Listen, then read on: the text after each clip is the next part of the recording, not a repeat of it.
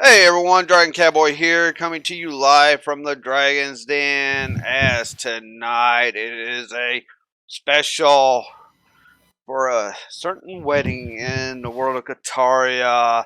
Right now we have raised over 454 50 cents for the Trevor Project. Thanks to I in the Night, Iwi, Jael, Key Catcher, Arpathan, Really Big Dude, Shauna 17, and Komodo, Kitty, Son of Anubis, of course. Myself probably is in that mix. I think it's actually leaving some names off. This here. I'm just thinking there's another name that's supposed to be on there, but definitely thanks to all of them. Thank you, Sam, for putting in that nice deal on the Pride. Please, you're welcome to check them out. Unofficially, last day of the charity, but we're going to be kind of leaving it open up as July. We are taking a break, so might not talk about it very often, but link is still going to be up for part of July anyway, as some people are willing to make a bigger donation. So, love what everyone's done for this. Awesome job. We've been definitely trying to make strides with this. This past weekend, if you saw Sin streams, Terrier Pride was a major nice walk success for spreading the love. So with that, I'm going to turn it over to these fine other people that also stream or do YouTube and let them talk about each of their channels. Go ahead and go, Sin. We'll just go across that way.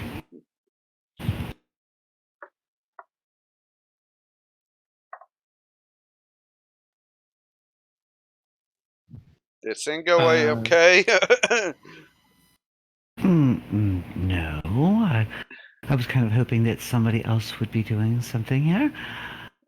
Hello, darlings. My name is Sin of Anubis. I'm a Twitch streamer that focuses primarily on Guild Wars 2, Fallout 4, Skyrim. I've recently been doing a blind Let's Play of Diablo 3. And I have the most wonderful, wonderful group of people that I've been working with known as TBC. I have been referred to as the de facto leader of this group. However, we are a team, a unit, a family, not run by a dictatorship, and we do this because we care, not for recognition. And I owe all of the stuff that I do, all the things that I do, to thank. I owe thanks to the members of this group that's sitting right here, because if it wasn't for them, there would be no Cid of Anubis. As a matter of fact, one of those individuals is right now. His name is Beacon37. Oh, quite thank you, Cid of Anubis. I appreciate it. No, I'm not doing that accent. Anyways, Beacon37. Tomorrow we are going to be hopefully doing, depending on Fuzzy's work schedule, some good old blindfolded, jumping puzzles on Guild Wars 2 in the Ascalon region. So, oh boy, wish us luck. I instruct him and he jumps. So I'm hoping for the best. So if it doesn't happen tomorrow, I'll say something in my Discord and hopefully it'll be Saturday and hopefully have no breakage like last Saturday/Sunday. Oh boy. Congrats to that specific person I'm referencing. But yes, anyways, and then on Friday I'll be doing, I like to call it Beacon's Get Good Deaths and Successes for Binding of Isaac. I'm trying my best on that game. I'm proud of Dragon Cowboy 69 for giving me that game. That was definitely not very fantastic of him. I'm here. I definitely like that. It does seem better, has like better music, better graphics. It feels like a different game, like that the room sizes, there's more items, and a lot of really cool mods. And Dragon can really get into the mods one of these days on one of his streams. But this is D&D, so let's get D&D hyped, everybody. So, all right, next person. So I guess it goes down to the left, So I don't know who is next. You are, Elizabeth since you is- spoke up. I come in at the right time, apparently. Yeah. Hi, I'm Wolfie. I do a lot of Dragons and Beacons artwork for their Twitch, like their emotes and their Twitch badges. But I also do fashion on the side, and I'm working on my fashion portfolio and taking you guys, the viewers, along with me for that ride, answering any fashion questions or just talking about fashion and the color palette and what would go good and all. But I also play casual games with all these awesome people here, and we just hang out and chill. I don't have a set streaming schedule because I have a very hectic life right now. So just please follow and hit the notification button so you know when I do go live. All right. Thank you. Fuzzy, go ahead and go. And welcome, Lola. I've already sent something to you, Lola, that you will be receiving as a letter in D&D tonight. Okay. Hello. I am Penbrick67. I am a gamer by nature.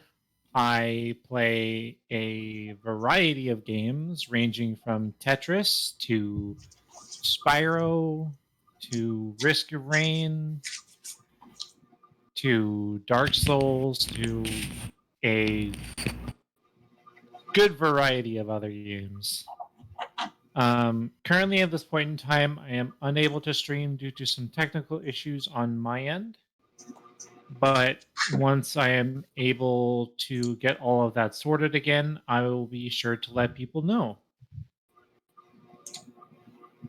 Meanwhile, you can watch all of the other amazing streamers and YouTubers and whatever else we have here, including Aline Routine over here.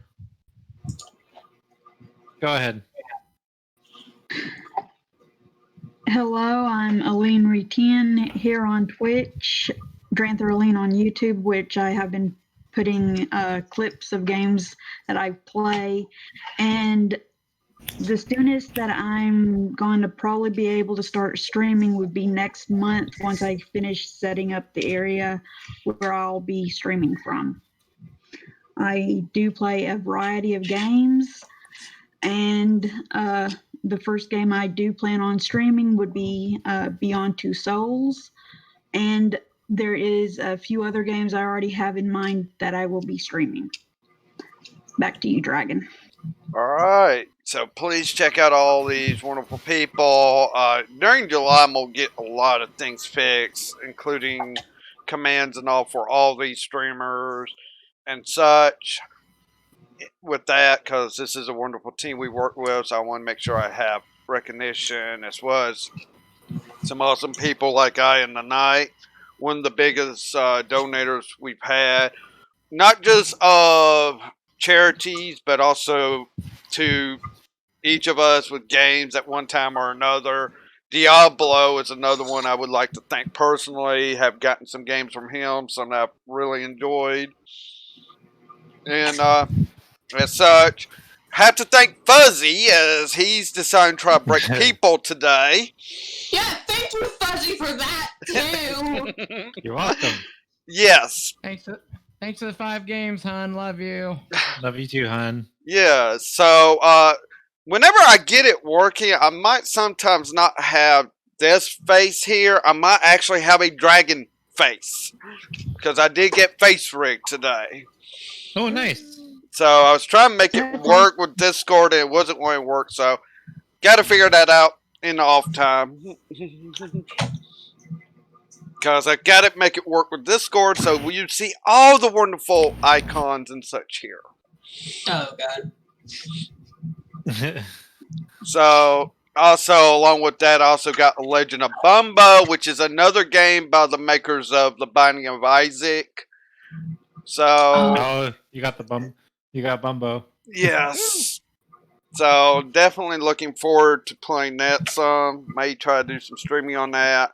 Definitely looking at a few things as definitely may try to do another day of streaming, but a day of just gaming. Because I do game. I just don't stream as I'm streaming D&D most of the time, which I do love D&D, but due to some of the things that's happening, like the experimental Alpha 19 for 7 days today, I am definitely... Yes, I saw that has come out. So I'm hoping they got the RAM issue fixed with it so it doesn't overload some people's systems. I'm going to be trying that out later on this week. I'm totally down to help with this. Yes. With my awesome epic powers too. But also, I am looking at doing more Guild Wars 2. I like to do some of that. I might stream some. Talk about World versus World, certain things. Because there's a day I've got to spend in Eternal Battlegrounds, which is a place I usually don't go to. But I need to go there to collect a bunch of pages for the Warclaw book for achievement purposes. But let's get into tonight's World of Kaataria. So, the last time we were with this fine group of people, they were at Packrose. Wedding happening in the next day for them. As they're trying to do this kind of on the quick side, because of other things going on, like Jermon maybe making a bomb that a lot of these people don't even know about, that they might be finding out tonight, who knows, along with other things. But basically, Helen even showed Bastille her mom's shop, or workshop per se, where she had magical books and such, where he's actually learned the spell of sending that he can do now, along with I'm his not other the only spells. one. But also, a lot of these people have been going out getting gifts and all that. Even some people are getting gifts from that Helen and Sabanka this world hasn't met yet and all. So, Oh, Jelly. so with that, it has come morning as you had all gone to take a nice sleep for the night. Have gotten gifts together, wrapping them and such the night before. So morning has come. For Amethyst, since we'll kind of start with you, your mom has has brought in a nice, big tankard mug of coffee for you. Well, you've always liked it, just because she knows how you are in the mornings, like she is. She's kind of the same way. And also has this parchment letter for you, which I did already DM you that text document. Got it. Okay. And hand you it. It's like, this is from a friend of mine. I don't know what's in it, but read it when you can, my dear. I know you have a busy day ahead of you today. Handing over the copy to you. Amethyst chugs it. She already has a bit of parchment sitting in front of her, and she is also got her. She's actually got her. What's my profession? What am I? You're a paladin. I got my paladin's book. Maybe it's actually the cleric's book. I'm not sure. It was technically a cleric book you've been reading, but paladins can learn a lot of cleric spells. So One of them's got to have wedding ceremonies in them. yes, And she is hastily scribbling it down. So she and fiercely concentrating and says to her mother, "Thank you, Mommy," and tucks it into her belt. okay. And then continues stressfully scribbling out, scratching out, and scribbling some more of these wedding rites. All right. So as this is going on, we'll move to the next room that has Grom, Hellsash, and Bastille as to what they're getting up and doing this morning. Amethyst also has to use the bathroom, so she'll be right back. Okay. Okay.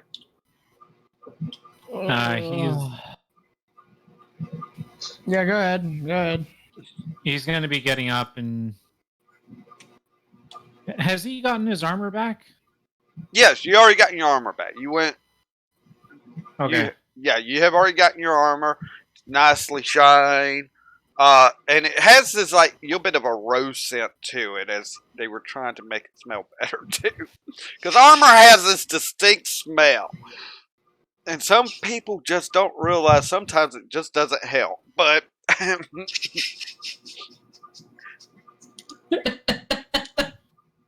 You smell like a flower.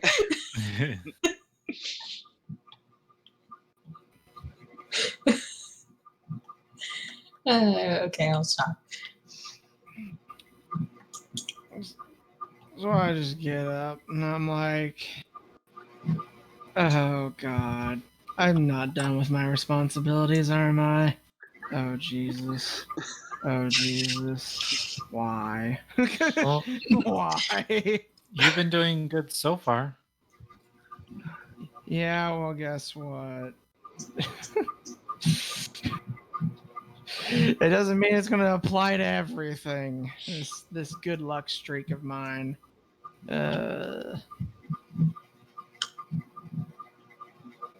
Lana is kind of over sitting in like one of the chairs, kind of like, well, just think, after the wedding today, after that happens, you won't have to worry about being a bridesmaid for a while, will you? I swear I think she knows me better than you do at times, Grom. I'm a get her done type deal. Yeah, I just gotta get her done. Just gotta get her done. All right. Thanks for the pep talk, Captain. I said Lola, Captain Lana.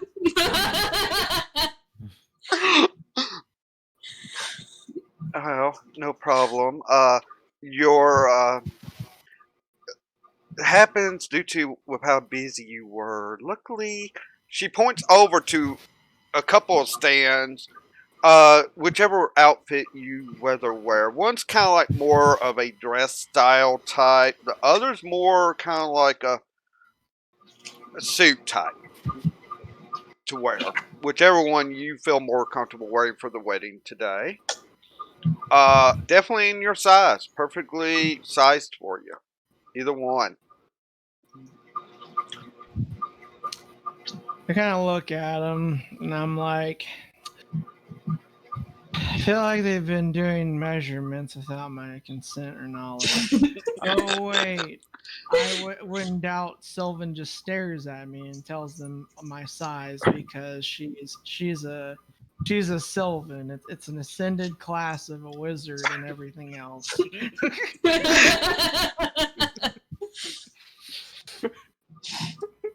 just they know. Wait, while you were asleep, they measured you out.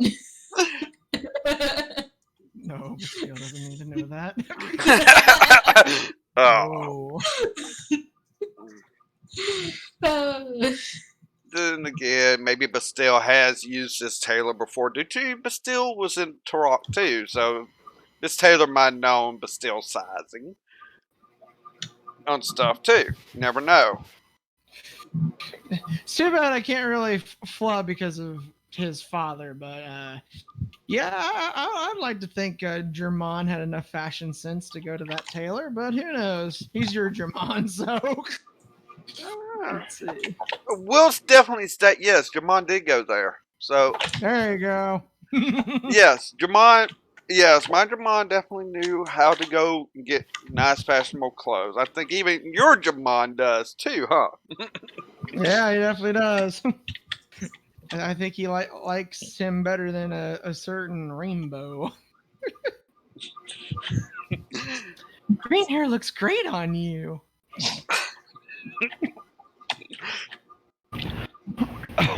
Hey now.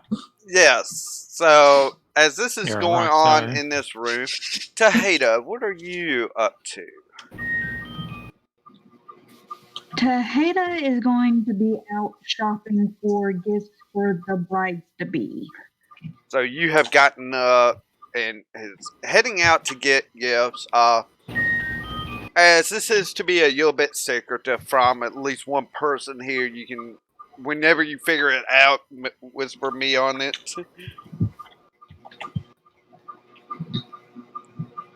So, Well, I already sent you a message on what Taheda will be getting them. oh yeah, okay, I must have missed that, or it didn't pop up for me.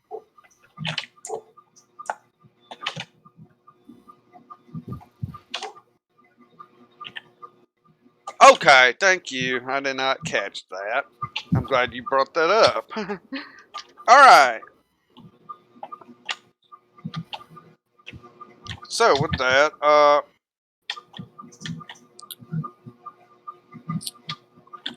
anyone that's still in the house per se, as Taheda's out getting this item, it would take about an hour and a half or so, Taheda, so plenty of time still to be able to get it wrapped and all that as you're out doing this. So,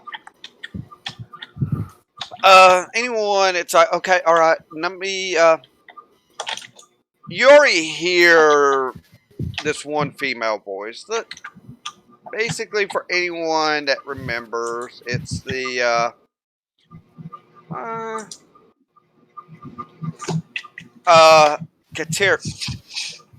Kaataria, the hairstylist, that everyone here has dubbed Skittles for some reason.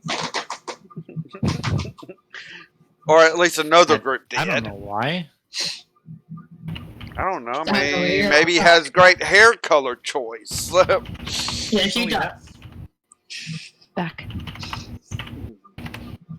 But you already kind of hear like, okay, yes, all right. That just let it sit for a good half an hour and all that sort of thing. I'm wondering if the other bride's up. So, also, you're hearing a knock on your door, Helen. Have you Aw. gotten up yet, or? No, this is just waking me up. Oh God. Don't be- Oh God. A hairstylist is about to see Bedhead with Helen's hair. Yeah. So she's I'm knocking. slightly cranky. Yeah, so she's knocking on the door. Now this is the door from Savanka's room to yours. She's not even going out into a hallway. She's just using that door as its quicker access. I just scream, get in here. Just get in here. She opens the door and you see that it is the hairstylist and not Savanka. I just look at her, I'm like, you woke me up. This is your big day. I'm already starting early, ready to go. She is full of pep going at this. Just And you see in one hand she has like this package as well. Yeah.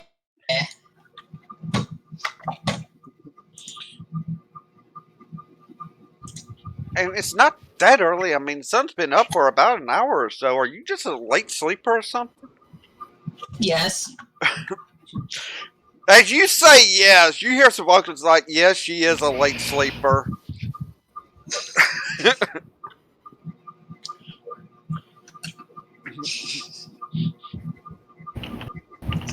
She's like, well, come on, get up, get up. Ooh, we're definitely going to have to get this hair brushed out and all. And figure out the hairstyle with this for you. And she closes the door, saying, then she's like, okay, how does this look? She opens up this package, and you see the rose tiara. Tiara. Mm-hmm. I look at it and I just look at her and go, "This is so beautiful." But can I get some tea? Please?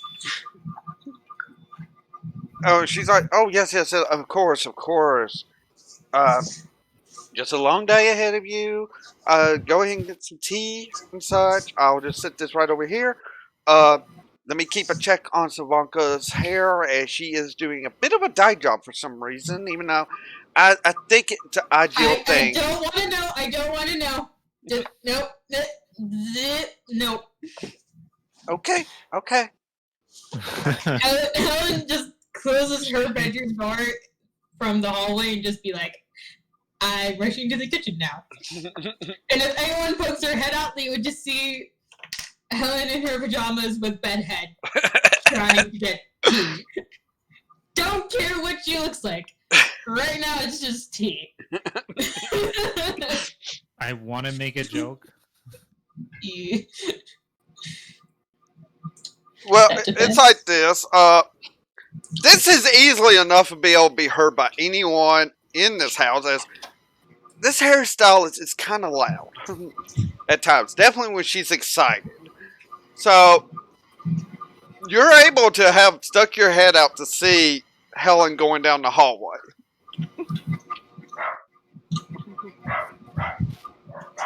The only person that could not say that would be Taheda. She's already out of the house shopping. Well, I didn't need to see that this early in the morning.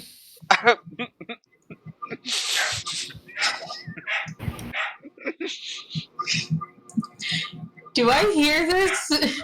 Oh, I would think so with your Wolfgarian hearing. I'd stop and quickly turn back, being like, "Shush you! You know I don't wake up easily! So shush! You'd figure you would, considering the day. Shush!"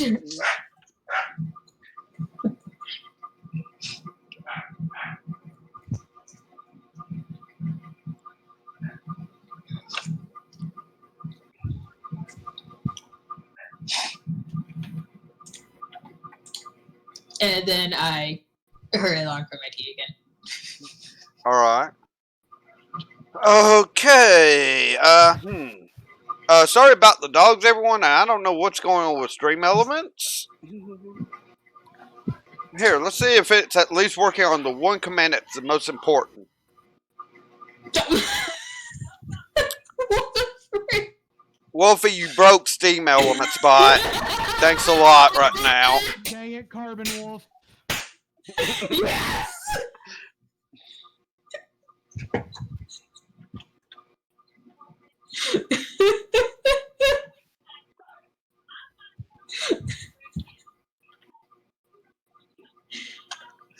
And I don't know if you're hearing anything else as I'm streaming. So hopefully that'll get quieted down. So, yeah, Helen's running down, getting her tea and such. And okay, I've got some drama happening here in my household. I'm sorry, everyone. I've got to step away from my computer because I'm hearing it. I don't know if you're hearing it over my mic. I'll be right back. Whoever wishes to do, you'll bet RP go ahead. I'll be back in a moment. Kid. Grom is Kid going to has turn to Bastille and say,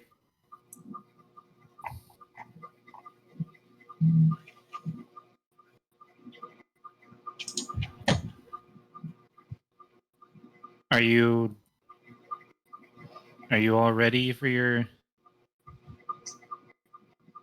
one of your big moments? What is the definition of ready? As you'll see me struggling to get the dress on. Hopefully, not ripping it. And we'll just leave it at that, because that's going to cause some rolls to happen.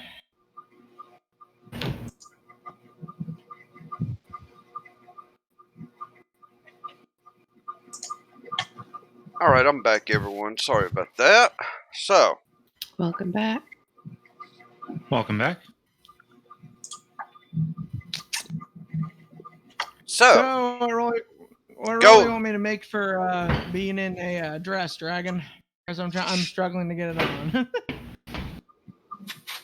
Easy. I'm easy, Marting. Okay, a roll for a dress.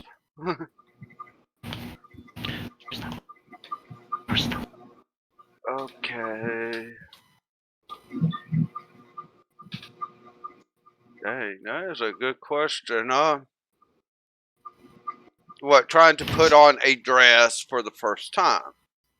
Mm-hmm. It's just like a shirt, only longer. Step on it and rip it. He's dope. All right. You just throw it over your goddamn head. Depending on the type of dress it is, I mean, you got to consider that. He will. Grom is going to help put it on. Performance check. Sure, let's just call it performance on putting this on. Because the way it is. And we're going to give you advantage as Grom is helping you. Let's see.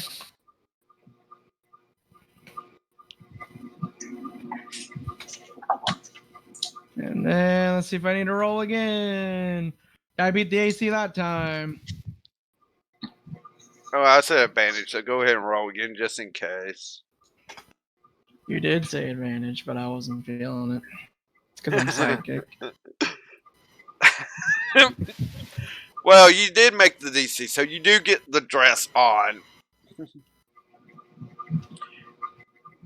Very nicely. So, I'm trying to remember. What's Bastille's hair and such, or is Bastille actually doesn't? Please help me on this right now. Well, Kim to blonde hair. Okay. Alright. So, yeah. You get the dress on and all, and it's like, oh, that definitely looks beautiful on you. Let me help you with doing up your hair a bit for today. Oh, thanks. So Lana would actually work herself up after about a minute, of course. I mean, she is pregnant. Or carrying the child that you were pregnant with. Let's just... You got all the emotional baggage, she's got the... Physical. After she gets up, she'll help do up your hair. And takes actually a tiger lily and puts like in the hair and such for you. Kind of help represent her pack per se.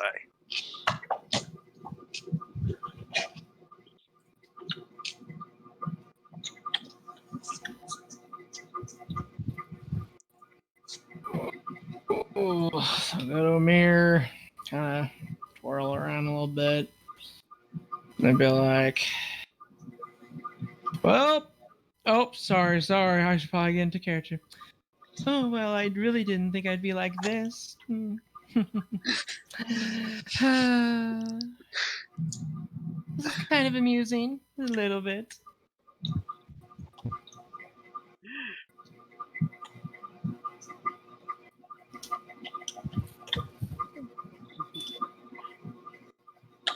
Oh, you look wonderful, Bastille.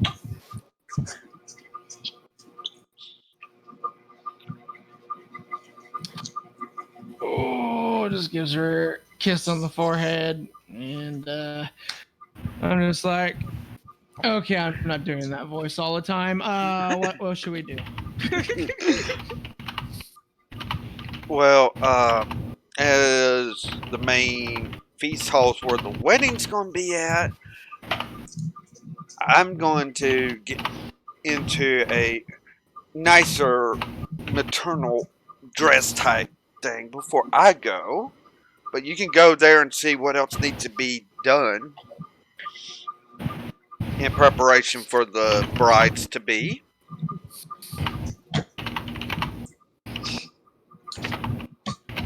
Alrighty.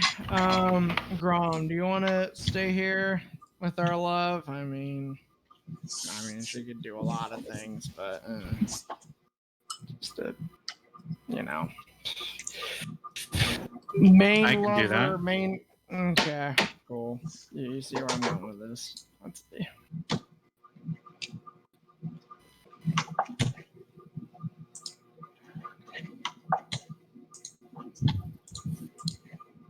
So, Grom, you're staying, or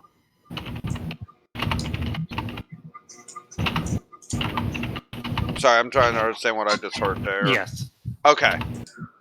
All right. So you're gonna stay up. So, but still, you leave to go on over to the major big feast hall, and it's close to the center of town.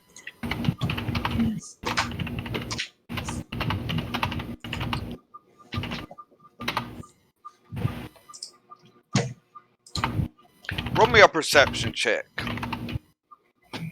Oh boy. Look how bad he's freaking out.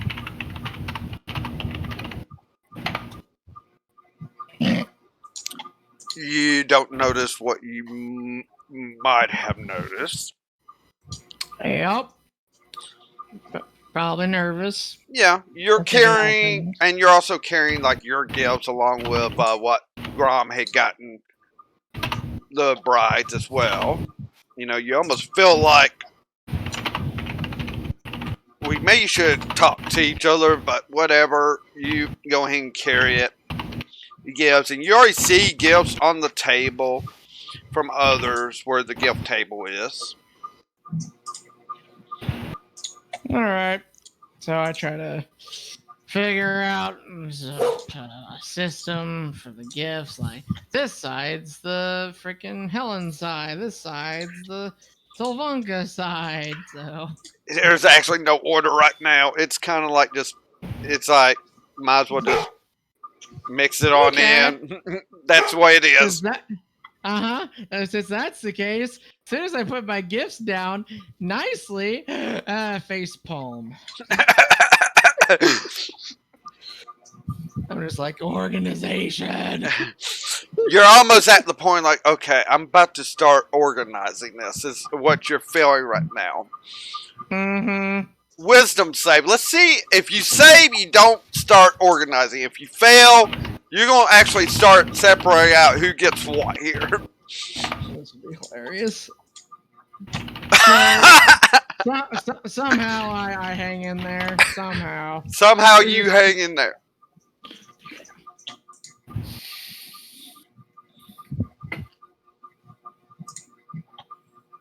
So you're able, like, okay, you turn to kind of start moving away from it, looking at how you already see how chairs are being set up and all, as like tables are ready to be moved out after like the wedding ceremony type deal. It's like after the wedding happens, they're going to set up to where food, gifts, and all that can be done. And you see, in the process of handling some of this, kind of taking it upon herself to help run things is the Ladiga, a pack rose. She's already in a nice dress, definitely with like a rose symbolery to it, kind of pale blue, just kind of already moving around. And she's like, oh, thank God I finally got someone else here to help with some of this.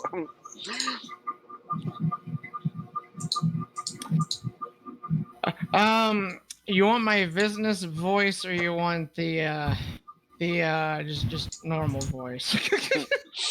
Normal voice with. Okay, good. So, yeah, I'm gonna be performing. Sound like an actual girl, cause you know. But anyways, yeah, just tell me what you want me to do. I know there's a big giant mess of gifts, and I was feeling it. I was feeling it. Organization.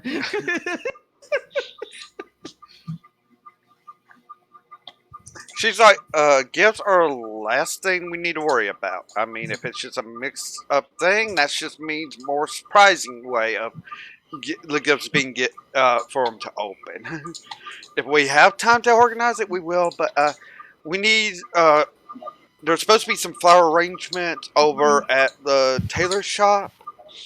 We need to get over here. Basically, the bouquets for both of them, that sort of thing. It's supposed to be ready, as I understand it, but we need to get them on over here.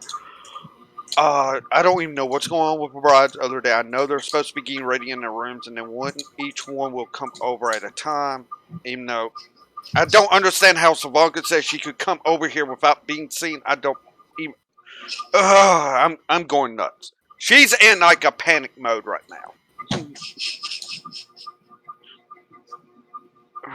All right, so the floral stuff. Yeah, I can see what I can do there if you want. Unless you have a specific task, you know. Well, if you don't mind going and getting those flowers now and bringing them on over, it'll be great. It'll take a load off of me as I try and get a few last details set up here. I was about to send a runner to see if we needed anything else special for the clergywoman. I forget who's actually doing the ceremony for them.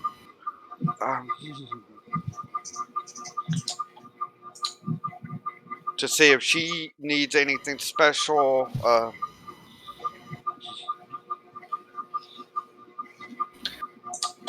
Alrighty. Well, I'll definitely take one thing at a time.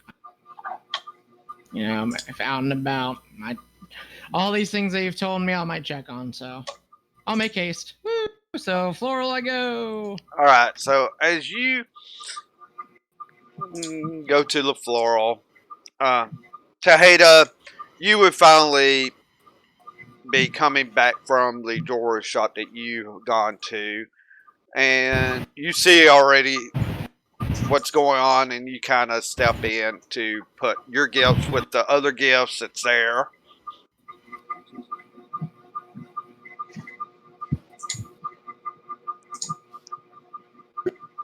So Taheda would put her gifts in the right areas, and she'll just smile, and then she'll just go about and wait until it's time for everyone to get together. All right.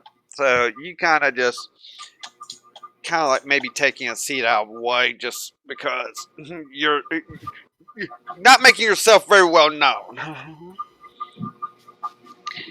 Yeah, and that, and also she's not knowing exactly what she can do to really help anything. All right. So now, just kind of like moving to the side, just you're hearing all the different things and as such.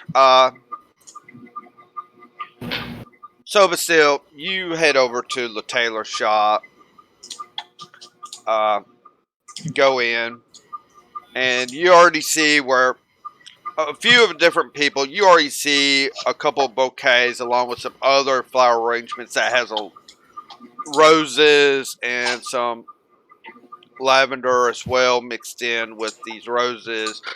These are likely ice roses from the area type arrangements.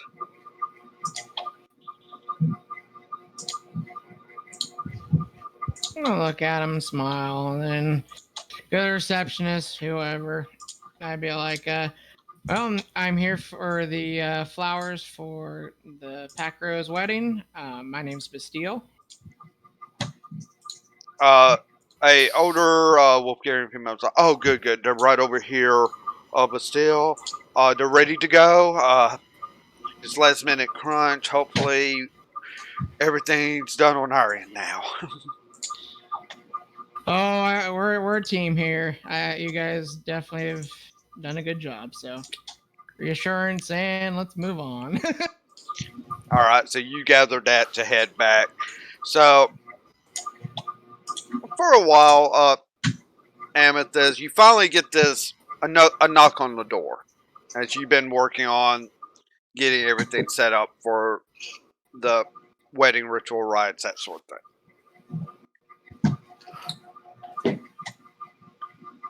Amethyst puts down her pen. She's exhausted and stressed out, but she's like, now I need to get ready.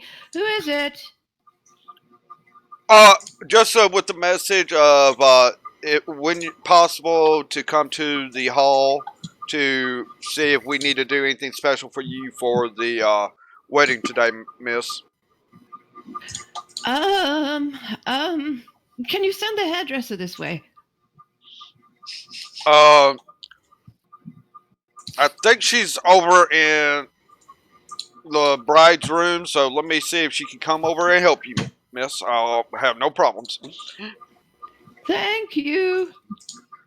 So by this time, Helen, you have gotten your tea, have gotten back up to your room, and you're getting your hair done and such, and you hear a knock on the door from the hallway. It's open. Wolfgarian just barely opens it.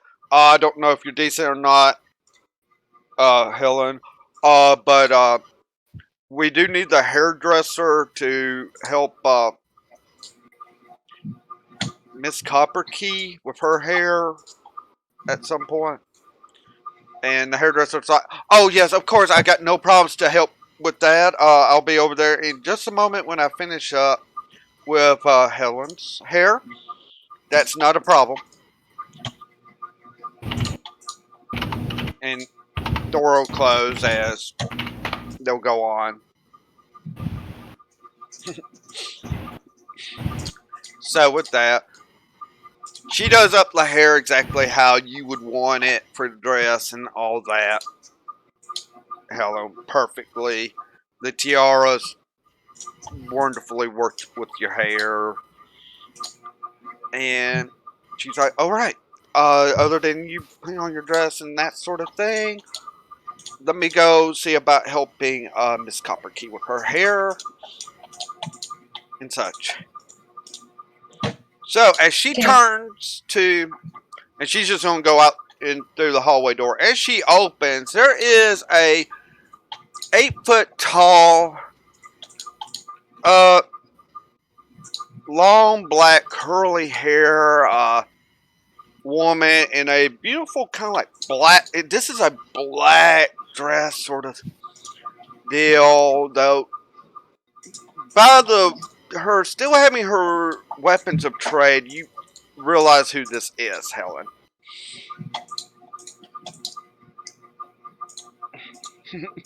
Oh, joy.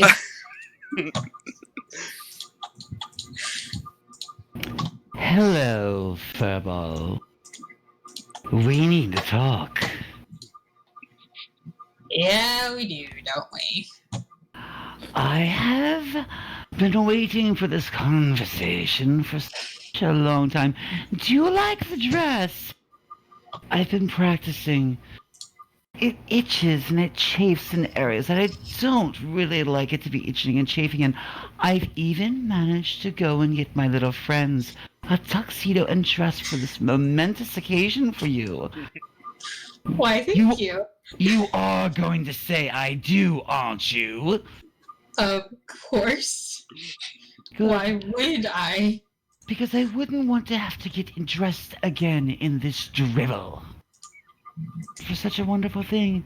Twice. I never do anything twice, darling. We need to have a sit down and have a chat. I've brought cookies. Would you like some? Thank you, but no thank you. Oh, really? Because I did go and get a nice Wolfgarian recipe for some really, really nice cookies. Not the type I normally made. I wanted to have something special for you. Amongst other things that I have for you as a gift. But no, this conversation's not going to be about gifts. Or your wedding. This conversation's been coming on for a very long time. And Atreya Black slams the door shut. Sit down. I'm already sitting down, though I never left my seat. I wasn't talking about you. I was talking about them. Right You see the two minions now. Oh, okay. There is a small shade dressed in what would appear to be a tuxedo and bow tie. And there is another worm-like minion that's standing on the opposite side of Atreya, wearing a long flowing dress. It's so freaking adorable. That is adorable. I wish there were skins in game. I don't mean to laugh, but it's adorable. Now, darlings, I know you can't see me very well on camera, but I assure you I'm here. I'm sorry about the temperature of the room. I don't like warm things. But we do need to talk. You've been a very, very naughty little girl. Helen, I'm worried about you. In all seriousness. I am, darling, worried about you. Your father, he made a mistake. Critical error. Not necessarily on his behalf, but you're making the same mistake, or close to it. And I am worried about you, concerned deeply. Do you know what weddings mean to someone like me?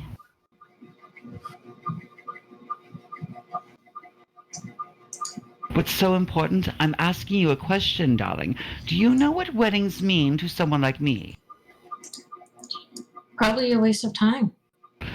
No, darling. You see, when two people love each other very much, and they have these wedding vows, one of the standard issue vows is, me, do you part?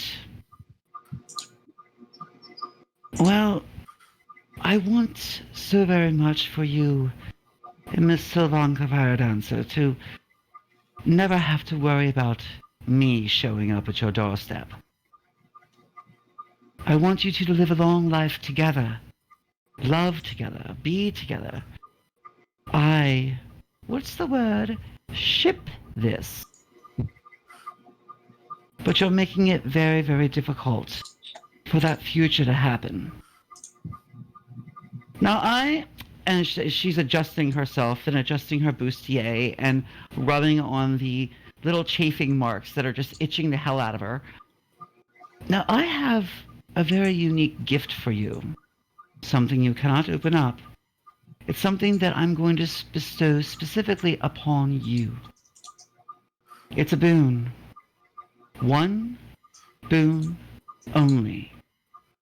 For you specifically. I've had my eye on you for quite some time. Well before you were born, as a matter of fact. And this boon could come in handy.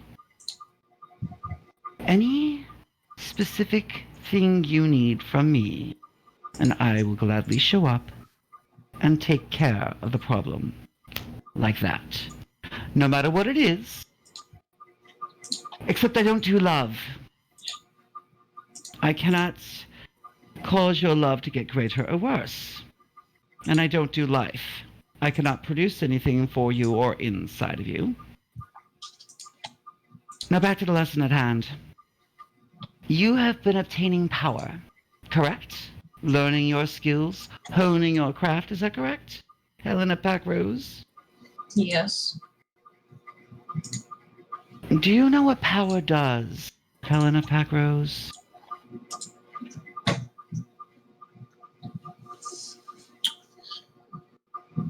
Power corrupts. In one way or another, power corrupts. And as wonderful and powerful as you are, in some ways, very glorious with your powers, I do remember a couple of creators that have saw your handiwork. In other realms, they refer to this as a Kamehameha wave. But you don't know about that. Anyhow, digressing, I'm a little bit worried about you and your use of said power. I've stared into your soul, Helen. The greater and the longer and the larger and the more powerful you become, the longer your years shall be. I want you and Savanka Fire Dancer to live a very, very long life. To love each other, to grow old together. Together. Do you understand? What that means is, darling, to meet you part should not happen. And I don't want you making a mistake that would ultimately jeopardize your long years.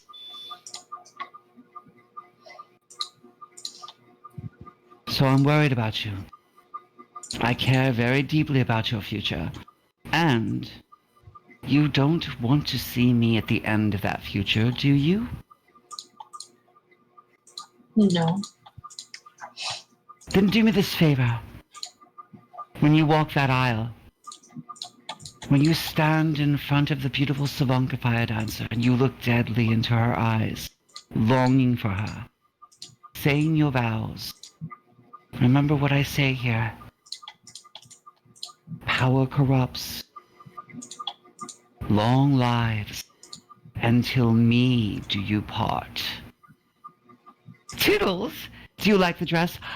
Oh, I know I'm not supposed to look at a bride before her wedding day, but there's two of you, so it gets a little confusing.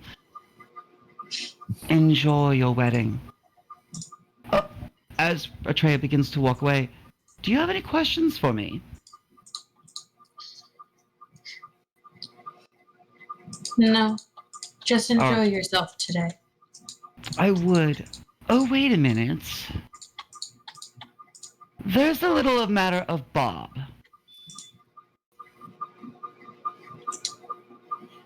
Do you know Bob? Do you remember Bob? The beautiful shock that I gave you all? And their friends? Do you remember Bob?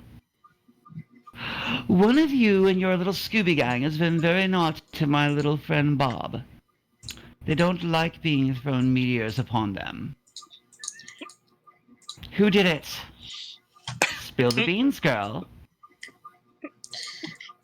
Well, I can't produce meteors, and meteors are a form of fire. Oh no. And who do we know that is with, or was with child, but still feeling the effects of it, and loves to play with fire? You tell me. Would you like to help me spank them? No. Please save it for another day. He is my bridesmaid, my maid of honor. I would love to, but you see, darling, there's a little bit of a problem. You see, Bob's hungry. And already You're not feeding him to Bob.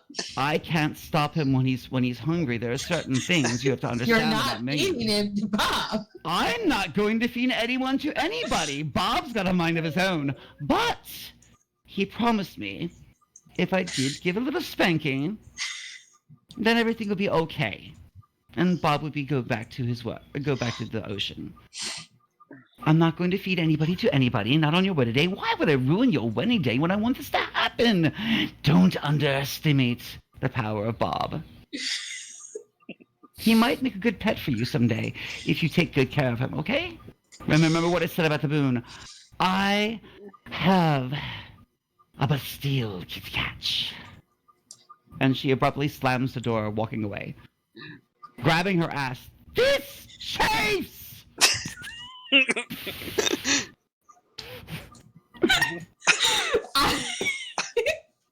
I quickly send a message to Bastille saying, Adria's after you because you poked Bob. Who the heck is Bob? Our shark friend. I don't remember who that is, so. As in, Undead you shark. threw a meteor on top of him. Undead shark friend. Don't know who that is. The ones that helped us out with a tentacle. Okay. I mean, it happens. She's going to come and spank you. She could do it after the wedding, which is more important. I tried. There is... Yeah. Well, she clearly doesn't have her priorities right then. No, she doesn't. But this is also Atreya.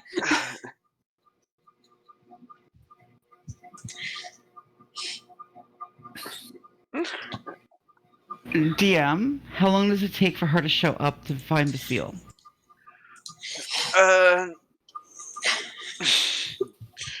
Well, in the process that Bastille has already returned with the flower, we're going to state that this has happening as Bastille is handling. The next thing that was needed was to make sure how all the food was coming along and such. So she would be in like the cook's area, checking with Gara and such. So yeah, but still, you're getting the send message like that. So it would take Atreya, as Atreya's trying not to use all her powers, about maybe 10 minutes to get there after the show thing. And of lucky. So Okay, give me just a second then. So, as I'm stating, you're checking in with that now. Still with Gara now about the food and all. Okay, so I go and I say, "Hi, Gara," you know, because I'll just go to her. And once I see I can, and I say, "How's the food preparations and going?" Got some people that are freaking out and all that because, well, big day. So I'm definitely not one of them. I don't know what you're talking about. Bullshit. Deception roll on that one, please. No, I ought to fail it. They can easily tell it. You auto fail. Okay. Yeah, it's a joke. Yeah. Yeah, Gara just looks at you. Yeah. Like, no one's panicking today. You're right there. You're right. Obviously putting on the front, too. Like, yeah, right. We're both panicking at the moment. No one panic. Everything's fine. So she's like, oh, it's actually, the cake's good. We're definitely on that. Just some of the meat's just not where I would want it to be at this point in time in the cooking. Just some difficulties on some of the cooking is all for the main meals. But otherwise, we're good to go. In the faint distance, you're also hearing the yelling out, Bastille Babliola! Babliole, but okay. She's deliberately mispronouncing your name. Oh, great. We have another amethyst.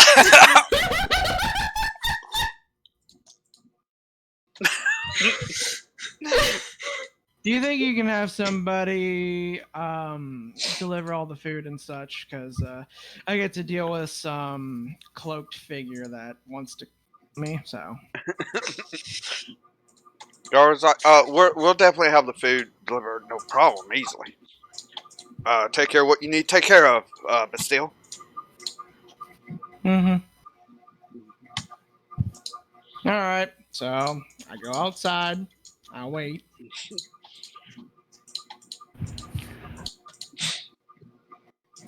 A tray of black walks up. Doesn't say a single word to Bastille. Steps around beside him, behind him, them, and proceeds to pull her hand back.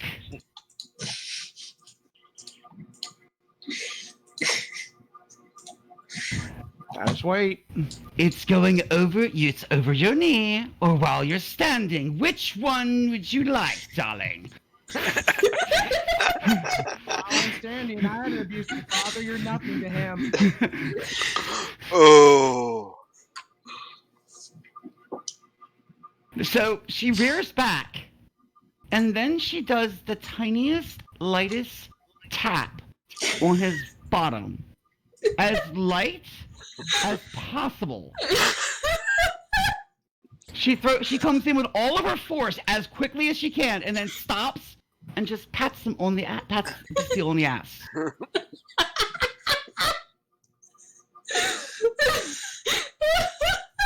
Maybe I might have joined the military if my dad had your brains.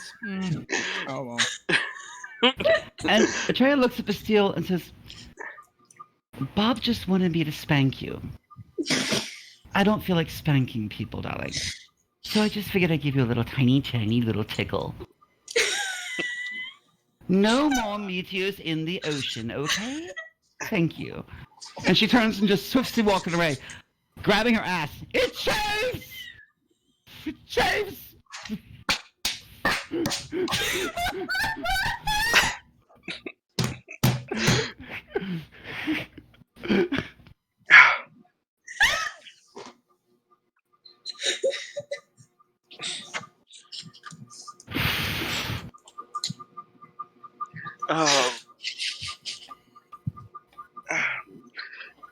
I know one thing. I think that has to be clipped about the shaving.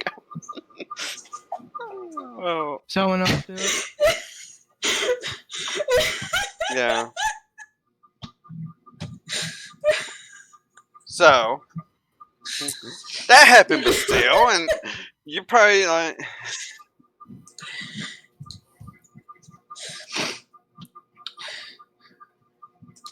Just to confirm out of character, I had absolutely no intention of causing any form of bodily harm whatsoever.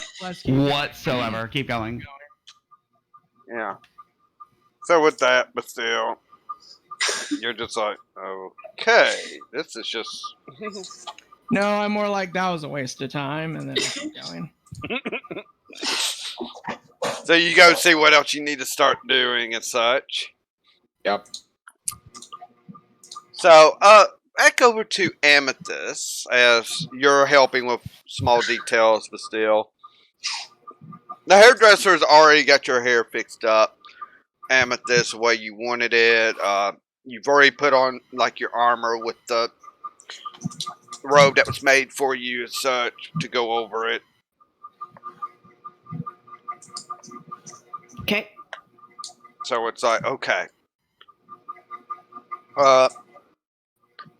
And you have another knock on the door. It's like, Miss Copper Key, they're kind of needing to see if you need anything at the wedding ceremony place. All right, on my way. Amethyst heads out. Alright, so you head out. You, of course, head towards the hall and all, book in hand, ready for the ceremony. And as you walk in, you already see that this place is flowers being kind of set out. You see, like, where the presents are set up for, even though you had sent yours to Helen the night before, so you just see all this going on. It's like, okay. And then you see this Wolfgarian female. I don't know if you've actually officially met her yet. In like this pale blue dress, kind of start walking up towards you. You're the one doing the wedding ceremony, correct? Yes, I Yes, I'm Ladega of Packrose. Please let me show you. I don't know if you want anything special, but let me show you up here how it's gonna be. So she would turn and lead you to like where it's like a little bit of an elevated stage that's been set up. So, do you need any sort of like a podium type thing set up for you, or are you? am. The podium is optional, but I am going to need the jewelry or whatever tokens of exchange that will be that our brides will be using today. I don't even have that. Oh boy. Let me start sending runners on that now. Or she looks and sees Bastille. Bastille, could you go check about rings or whatever they're using for their tokens for this wedding? Sounds good to me. Let's see. Where all do I need to go then? Basically, you're having to go see Savanka and Helen about this. Okay. All right. So go ahead and see whichever I think I can see first. So.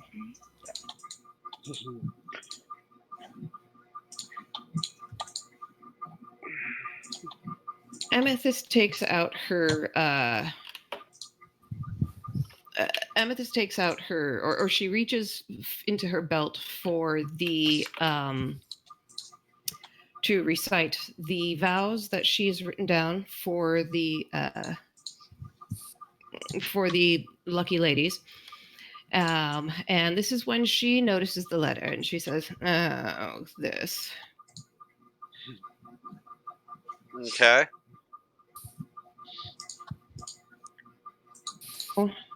So she reads it. More the usual. Balsrath. Soul of Balsrath. Nobody wants his soul. We just want his life. Anyway, that's none of my business. That's Grom's problem.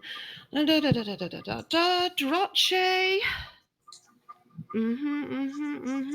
All right. Well, of course I'll help Droche. All he has to do is ask for help. All right. Puts it back in her belt, and she's like, "Well, that was that." And so she gets back to she's standing in a sort of generalized podium area and looking around at all the extremely tall people, wondering if she'll need something to stand on.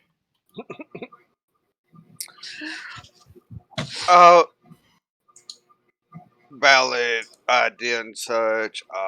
As you are seeing this, it's like, I mean, if you wish to bring that to their attention, you are able to. So you'll get to see Sabanka first.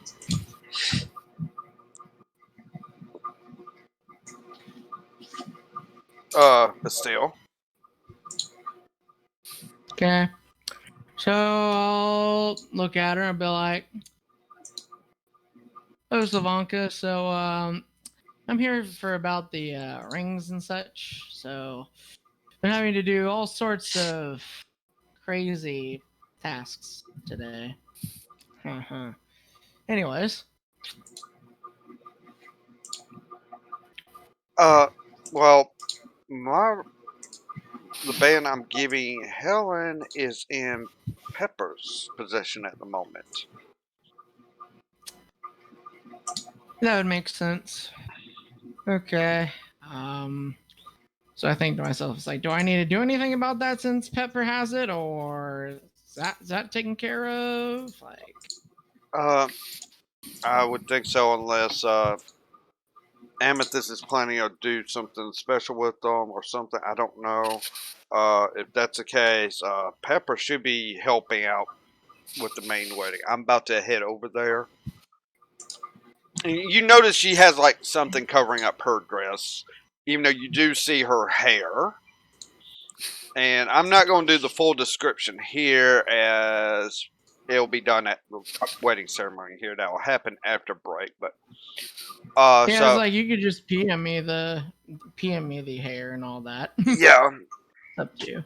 yeah, I'll actually do that. That way you can get an idea about the hair. Make sure I click on the right one.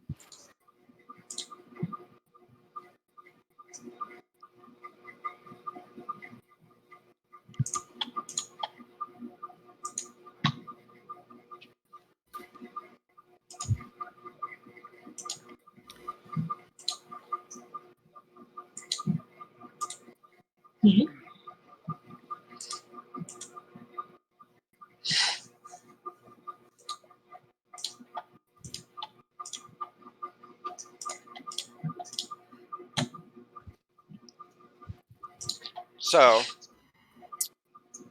with that, she's like, well, just check with Pepper and all. I'm about to head over there with my special abilities, at least. At least I can get over there without being seen. Yeah, I could use some lessons from you. But then again, with how you look, I think more people need to have some nice colors like that.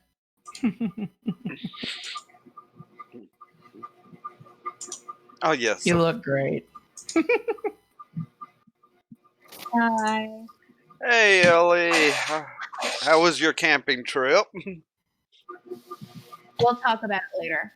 Okay. So, with that, you're able to go next door, of course, to Helen's room. As this is about the time where she would already have her dress on as such. And you're the bridesmaid. You're able to see her before the wedding, luckily. Okay. So, knowing Helen is usually like, it's open. So I'll just come in. It's like, I'm here for the rings. Except for it's ring, but yeah, you get the point. Let's see. Yeah. Okay. Maybe I can assume that. Oh yes. You would see Helen go quickly over to her bag by her bedside and dig through it and pull out a nice little ring box and hand it to you. Oh, this is cute. All right, well, I got this. I just assuming I'm probably gonna need to coordinate to our lovely speaker. It's gonna bind you two together. What do you think? Think that's a good assumption? Yes. Yes. Yeah. Yes. You know, I feel awkward, and I feel awkward in more ways than one, and you know why. I'll talk about that one later. So yeah, good luck to you. I quickly stop Bastille and give him as big of a hug as my dress allows me to, and whisper in Bastille's ear, "You look beautiful. Thank you for doing this." Going over here, going over here, going over here, going over here. Up to 10, I didn't make it. Oh well. So, that happened. You then head back to the hall, and you'll see where Amethyst is standing. You'll also see where Pepper's like being Pepper in this aspect of, yeah, well, I'm only here to just do one part. I'm not helping with all these preparations. So you'll see her over to the side, arms folded in this dress as well, and you can just see the look of like wanting to kill. Burn this. Burn it!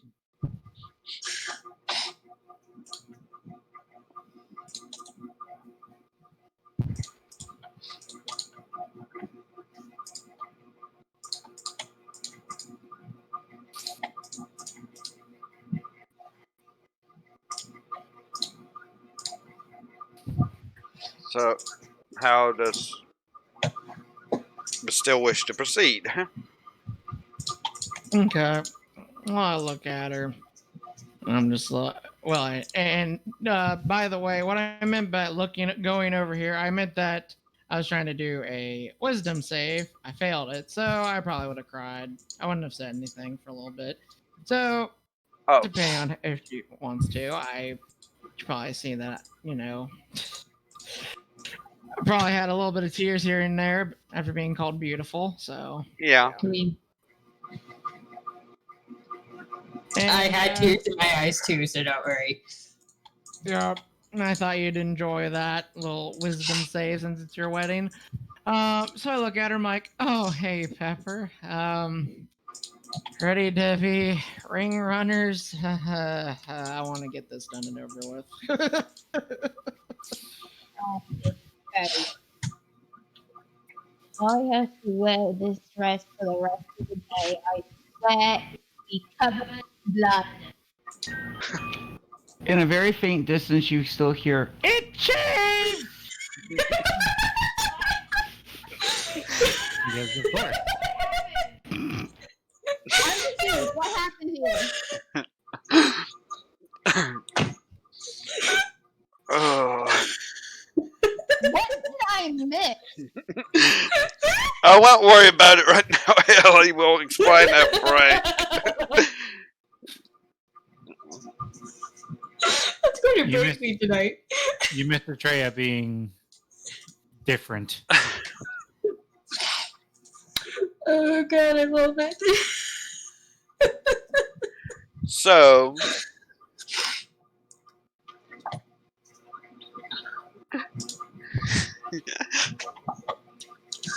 Pepper, of course, yeah, we can get it done and over with. You see, Lady Go comes over. Yeah, I do not understand about the rings, but, Miss Copperkey needs to see you both. Right. And we head off.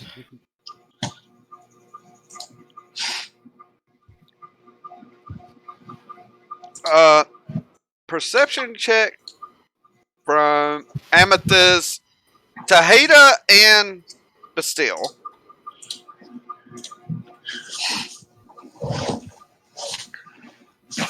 And Pepper, you already know exactly what happened, the perception, and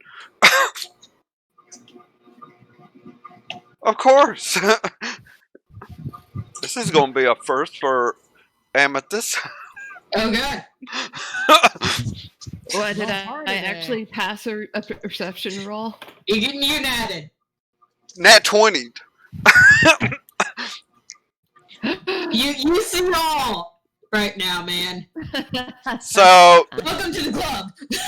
technically, that would not be Your high wedding- enough, your but due wedding to its jitters are crits, looking that's an auto gorgeous for you. success, in my opinion, for a Yeah. crit. So, this is why Tahita will not have heard this.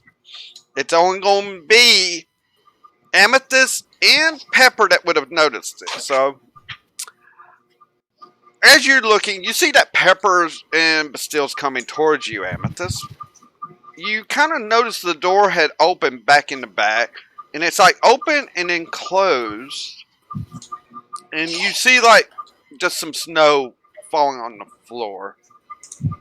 As they kind of move to like where the room was that Savanka's supposed to be in. And you see that door just slightly open, steps in and closes. It's like someone Do step. I? You don't see anyone. That's the thing. But you almost hear like the footsteps, and you see the door open and close. You don't see anyone otherwise, but you get a pretty good idea that it's probably maybe Savanka. Pepper, you definitely kind of hear the telltale sounds like nervous Sneaky, today. sneaky. Yeah.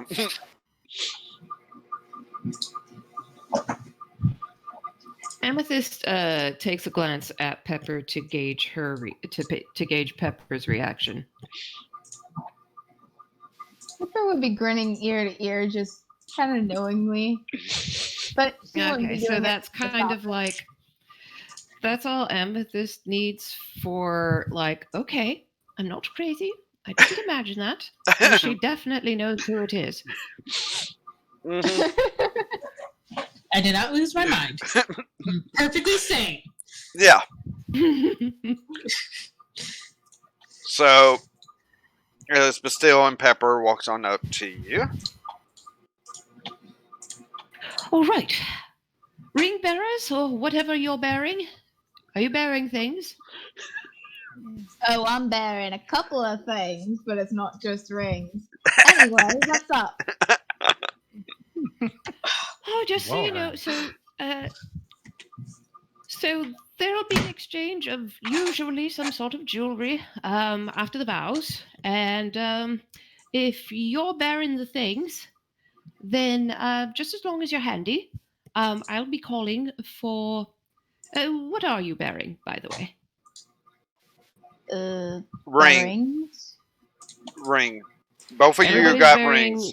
finger rings. Yes. Things what go on the fingers. Yes. Yes. Okay, good.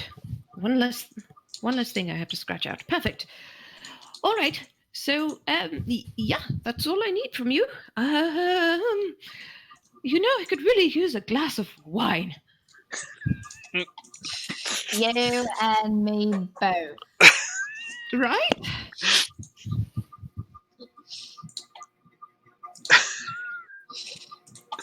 The There's last somebody thing here I can see eye to eye with. I like you. We're gonna have so much fun together. That's what receptions are for. Ooh. Okay. All right. So with that, any final with this, Gotcha would finally walk into the hallway. Now you will see him in black, like leather pants. I mean, he's still gonna be a little more practical with his gearing and such, but black leather pants with this very royal purple type of dress shirt and all. Has his rose on this. The rose seems almost out of place with Drache in a way. His hair is actually down, not up in a ponytail like it normally is with him. Very well groomed, just straight down in the back. He still has his sundark. It looks like sundark glasses, not per se goggles this time. Like this is for a dressed up event, so he's trying. It looks like he's at least better groomed and dressed and normal anyway. But you know it's still Drache with the way it is. Because you still see where there is this hawk on his shoulder walking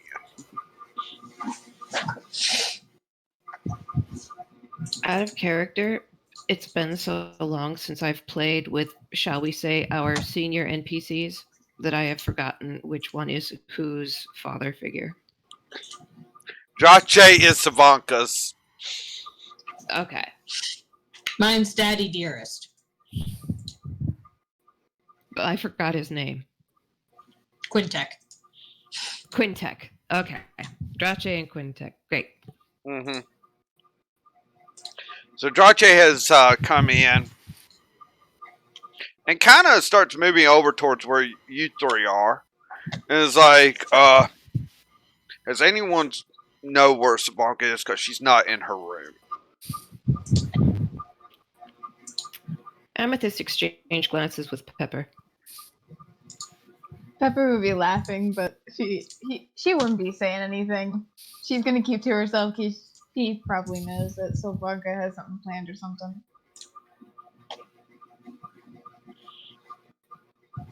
I take it she's already here then. Seeing how Pepper was kind of laughing, looking down at her. Yeah. Alright, good. I'll go see what's going on that end since I am walking her down first. Quintek's supposed to be on his way to get Helen and all, and hopefully we can be starting here before long. As you start seeing people are coming in, it is getting close to the time of the ceremony. In fact, you even see Furcore coming in, just smiles like, oh, this is definitely beautiful. And he'll walk up to Amethyst. Right before we start the ceremony, I would like to at least do the announcement myself since I am the chieftain here, and then I'll turn it over to you.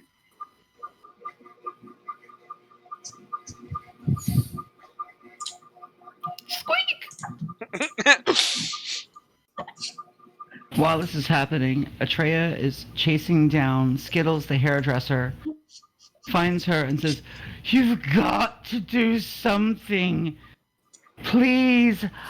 I know you just do hair. Do something. It's hurting me. Please." And I need to know the context of this. Her dress is chafing. Okay, you would have. Okay, by this time, she was heading back to the dress shop, and she's like, people in here can help with this. If you don't do something now, you'll be known more than just Skittles, darling. Fix it. I am a hairdresser, and as beautiful as your hair is, I do not do resizing on dresses, but the best tailor is right inside, and I'm sure it's something he can fix really quickly. It's not the dress. It's the skin. What? Wait, what? Oh my god. Got it. You don't want to know, but you do at the same time. Those things. I get what she means. I thought it was the dress. No, some dresses are like that. No, it's not the dress. No, some dress. Yeah, no. No, You're no, talking but to a person that wears dresses a lot. yes. Some Yes, dresses. but you also wear skin. Okay, all right. We're getting off track here. So, with that, we're going to break, and when we come back, we will have the ceremony and reception of the wonderful wedding tonight for Pride Month, as this is a Pride wedding. So, Spot better be working. Good. See? So, You destroyed me with the chafing. so we'll be right back, everyone.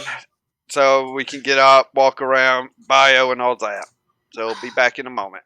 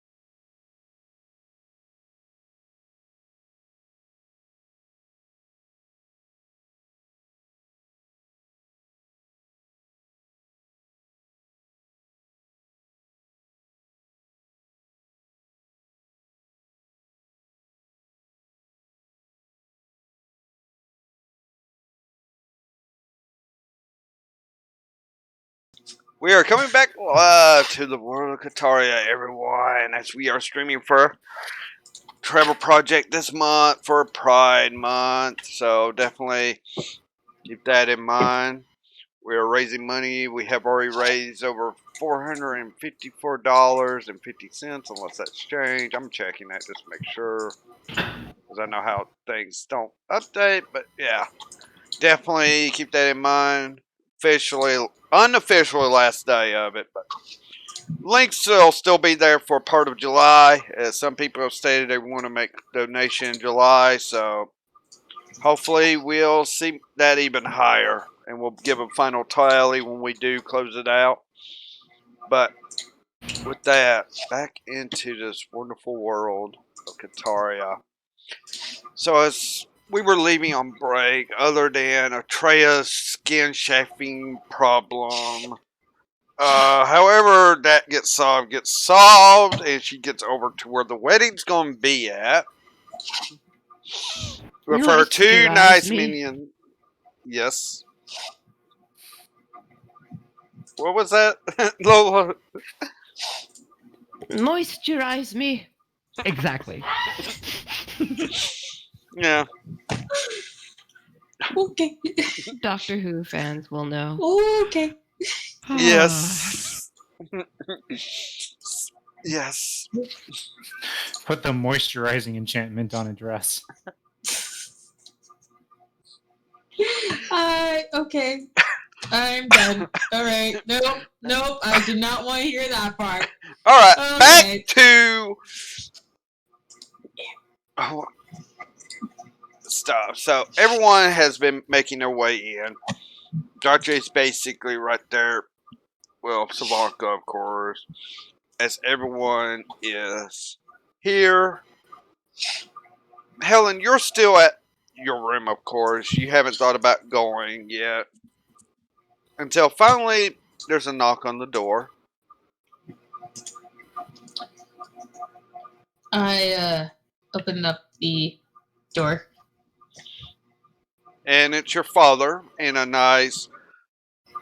Unlike Drache, at least he's wearing like black pants, a light bluish shirt to match the rose coloration with the rose on his shirt and such. Hair nicely slicked back as he would do it and such. As he would look at your dress, now you'll get to describe it when you go in, but he would definitely... You look beautiful.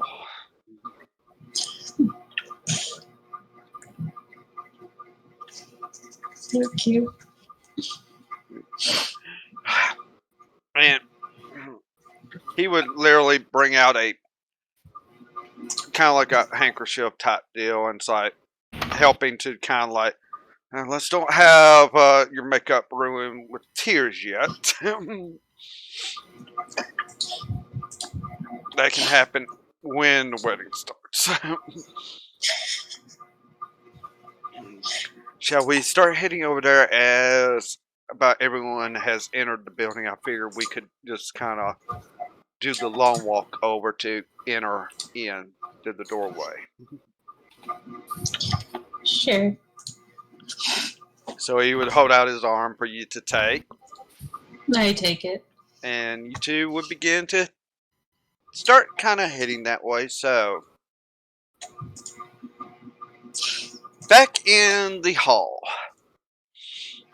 everyone's kind of like taking seat. In fact, it's standing room now, only as Atreya had gotten back there, along with the short little 3'2" elf Ren, who's kind of like already not able to see, just kind of like staying there, kind of hopping at points. But it's like, we're dealing with Wolfgarians here. It's gonna be... Atreya would look down. Ah, that feels much, much better. Yeah. And it looks down. Are you having a problem down there?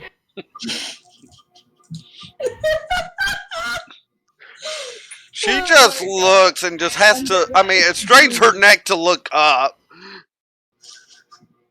Well, unlike you, it's kind of hard for me to see.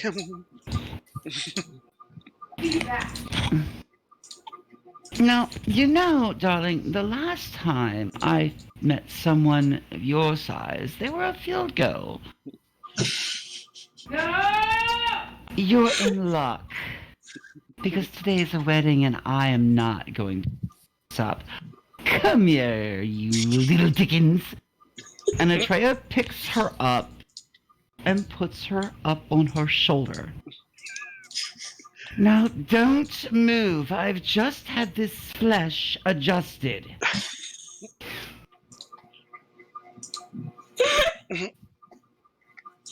Oh god, I love this.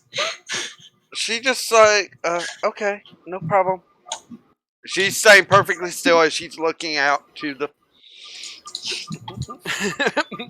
Maybe a little bit of a squeal, yeah. Just like. Then it's just literally being still as she's able to see forward. Of course, Pepper along with Grom. As Grom has already made it, Lana's sitting in the front in the seat that was kind of like designated for her to sit in. You two are staying like to one side, along with Bastille and Tejada on the other. And Just a quick question go right ahead.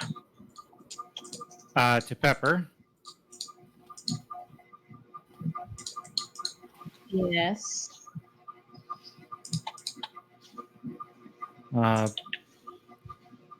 What kind of dress are you wearing? I am wearing a long dress, a long floor-length dress with a slit on the side that is like a dark green, and then she has a bit of red roses in her hair. And she is utterly miserable because she has a corset on while she's wearing the dress. Poor thing. I will end you. No, I'm not saying that. Not saying that in character.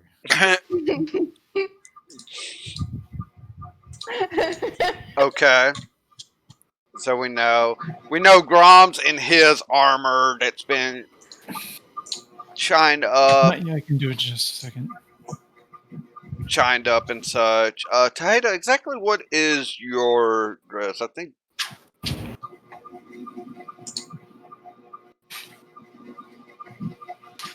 I never figured out what I was going to go with.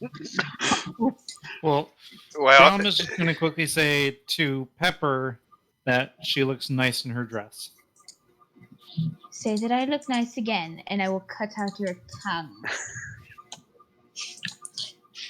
And I apologize for the corset. She is not a happy elf. You see the chieftain walking up, as we'll hear whatever description is for certain dresses. But I'll be right back. All right. So the chieftain finally steps up. Pack rows, honored guests, anyone that's here, of course. Welcome to the wedding of my niece today with her loved one. I'm just happy that this is happening, even though she's still on her journey. But it's a beautiful thing to see this kind of love happening. With that, we'll turn things over to their kind of like the master of ceremonies / one that's going to actually do the ceremonies, Miss Amethyst Copperkey. And he would just kind of like step to the side and such as they decided with the height that they are putting like a little podium and a kind of a step stool system for her to step up on to be able to be seen by everyone.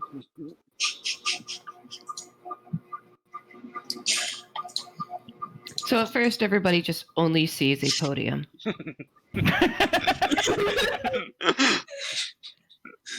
And then with slowly rises the head of the acting priestess of Vita. Marriage. Marriage is what brings us together today. Marriage, that blessed arrangement, the dweeb within a dweeb,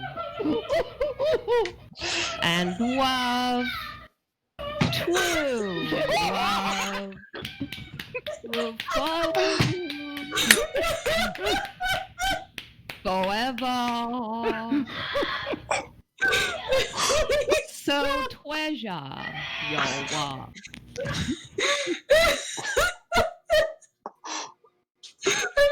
I made a mistake.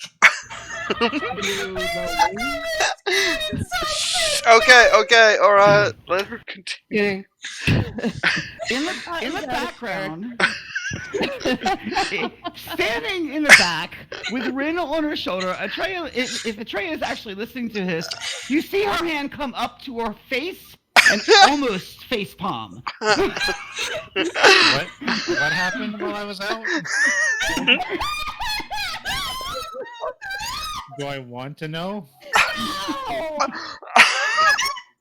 Princess Bride reference. I couldn't resist. Oh, I want to hear it. I want to hear it. I Let's want- the movie. I want Lola to get a Marriage. +2 token for this. You remember that marriage speech from the impressive clergyman? Oh, yeah. Lola, that was epic. No, that Absolutely deserves epic. more than a +2. Yes, it does. Oh my He god. wrote really proud. Did you Yeah. really just speak as that?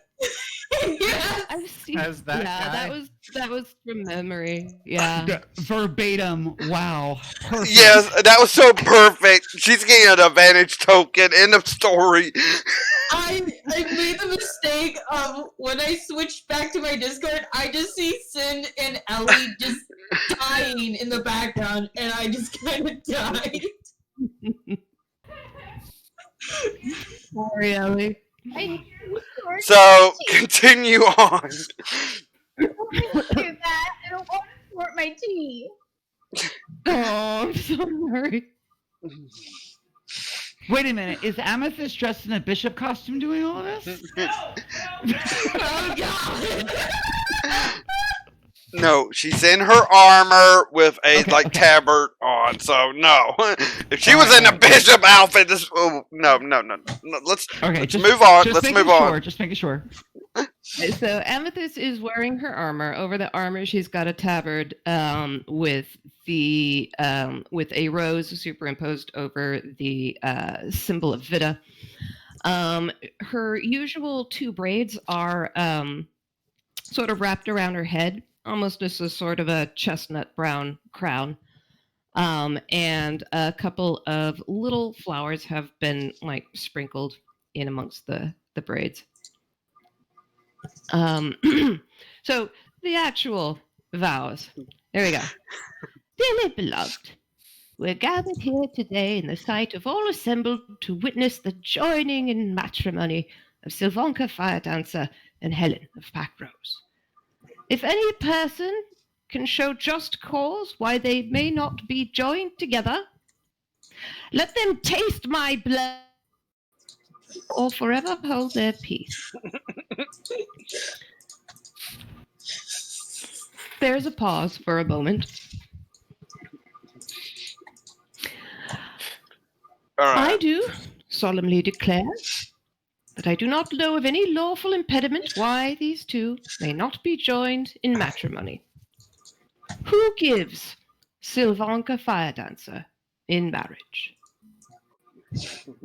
Well, as this is said, finally, the door would open up and Drache would be bringing Savanka out. As it's like, you know,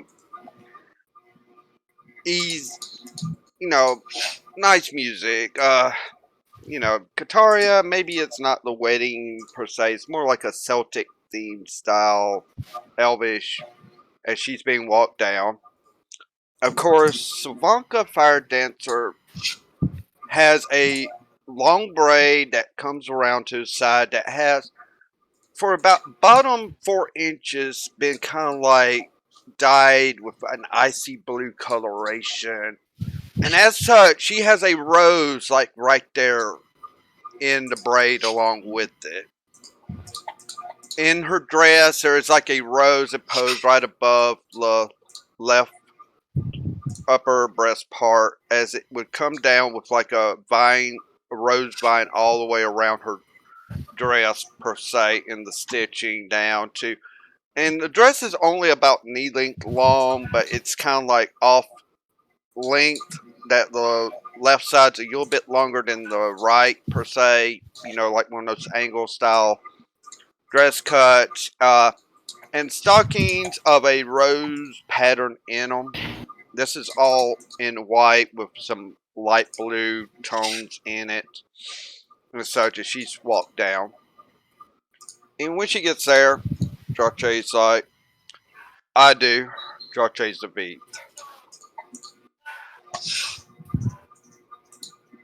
And who gives Helen of Pack Rose in marriage? After a couple of moments, the door to the outside would actually finally open, and you would see Quintet with Helen of Pack Rose. So, how is Helen is actually? Helen actually has a floor-length dress on. It is a form-fitting dress, so it shows off her curves and then flares out by near her knees. And it has on the bodice there is light blue rose stitchings of like diamond stitchings almost. So yeah. So as they move, music might changed here to indicate Helen with traditional of Pack Rose Bulgarian style music. As they walk down the aisle, Quintet, I give Helen a Pack Rose. Real quick, Quintet.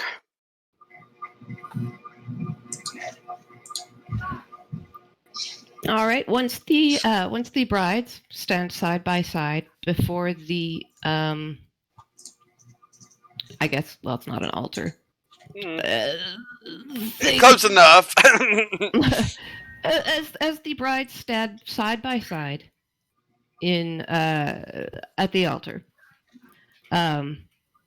Amethyst addresses Sylvanka. Do you, Sylvanka Fire Dancer, take Helen of Pack Rose to be your lawfully wedded wife, to have and to hold from this day forward, for better or for worse, for richer or for poorer, in sickness and in health, to love and to cherish, till death do you part?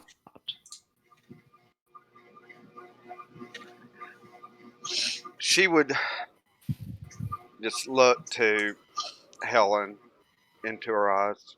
I do. And do you, Helen of Pack Rose, take Sylvanka Fire Dancer to be your lawfully wedded wife, to have and to hold from this day forward, for better or for worse, for richer or for poorer, in sickness and in health, to love and to cherish, till death do you part? I do. Amethyst holds out her hands and she gives a quick glance to Pepper and to Bastille. What token of love do you offer? Place them in my hands. Pepper would That's walk. just for the ring bearers. Yeah. So Pepper and Bastille. Well, Pepper would yeah, walk that's up how you're and talking.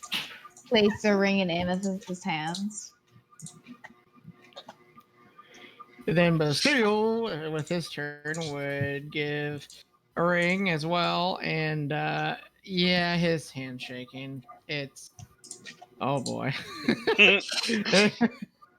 So you get the ring. I'm just like, I'm not actually going still.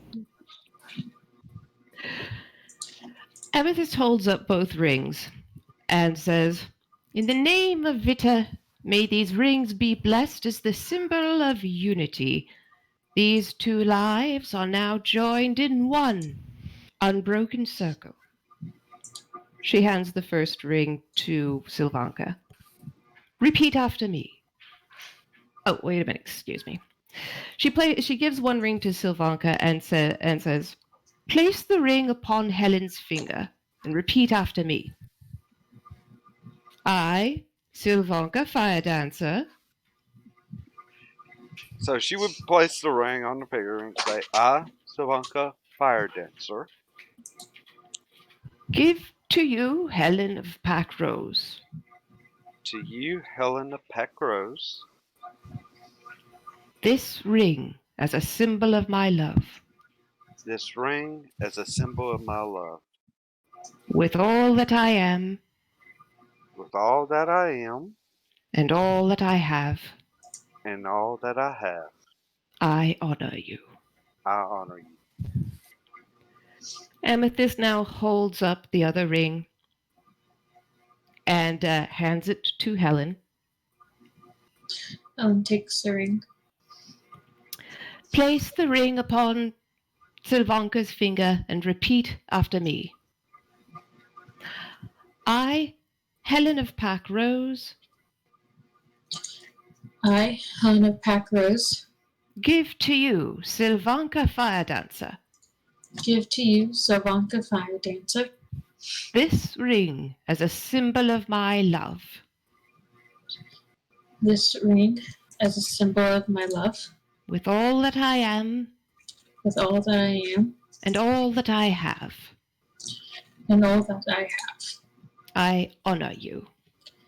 I honor you.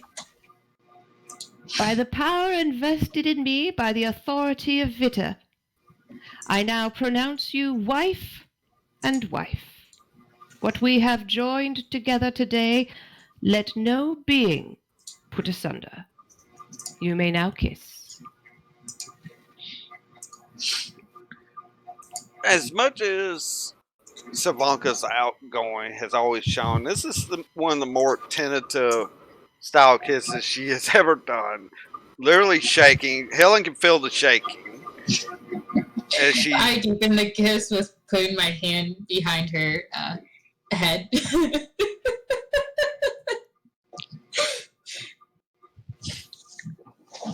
Not hiding it, just, yep. When the bride's part, Amethyst says, "It is with great joy that I present to all assembled Mrs. Actually, check your DM on at least. I mean, this is something that wasn't discussed. And actually, there is a character in Guild Wars 2. If anyone would have paid attention, that might have been a clue as to how a last name. I haven't been in Guild Wars 2 for 3 days. I know what it is. Okay, yep, okay. I mean, I know what. Lola should know that one, but yeah. Yeah.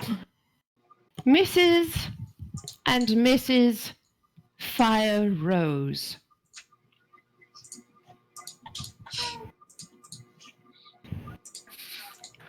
Grom is going to initiate the clap, the applause. start off slow and slowly build up. Drache be right there already, as well as probably Quintet, probably with a tear in his eye. Atreya begins to clap, but then notices there is Walter on her bosom and looks up. Are you crying on me?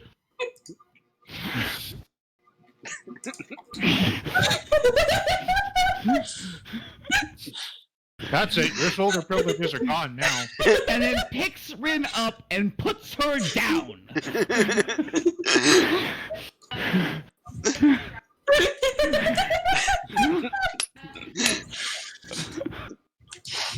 would be trying to hide the fact that this from Bastille and everybody that she's actually kind of tearing up a little bit. Like, shut up! Somebody's crying onion, so cutting onion somewhere. Fine, fine. I have a super allergy to onions, okay? Everything's fine, darn it! Rather than crying or clapping, Atreya simply just smiles. And it's the first real smile that she's had on her face in well over 3,000 years. This is a weird feeling. Yes, it is. No, I'm thinking that's what's going through Atreya's mind. It's like, why does my face hurt?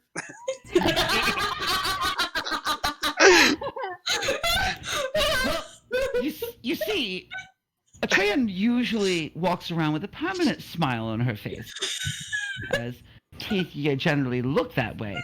So for her to actually move muscles takes a little bit of effort. Dragon, can we roll a strength check or constitution save?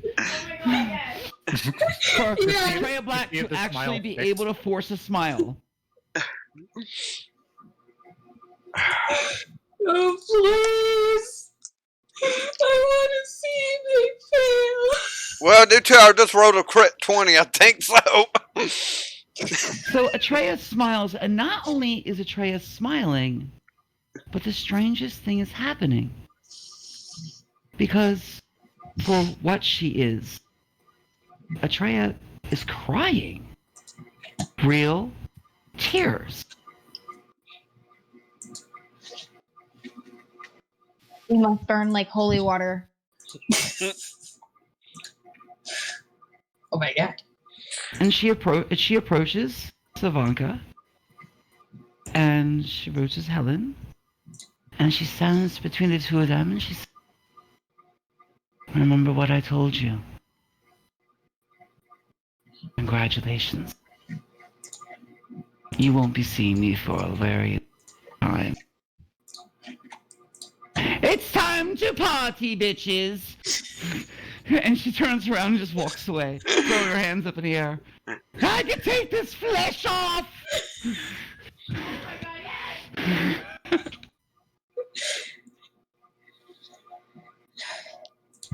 Alright, so just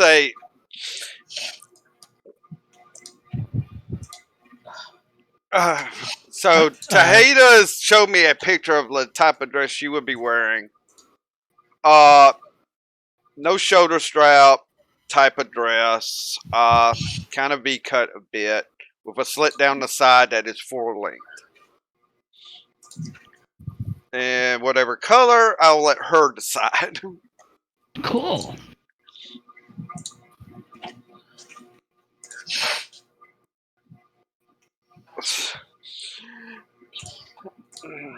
So with that, The dress would probably be like a pale blue.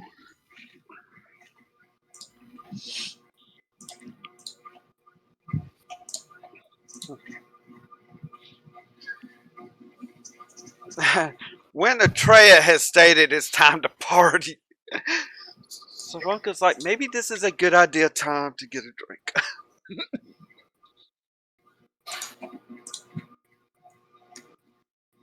I'm more worried about her taking off her skin and scaring everyone.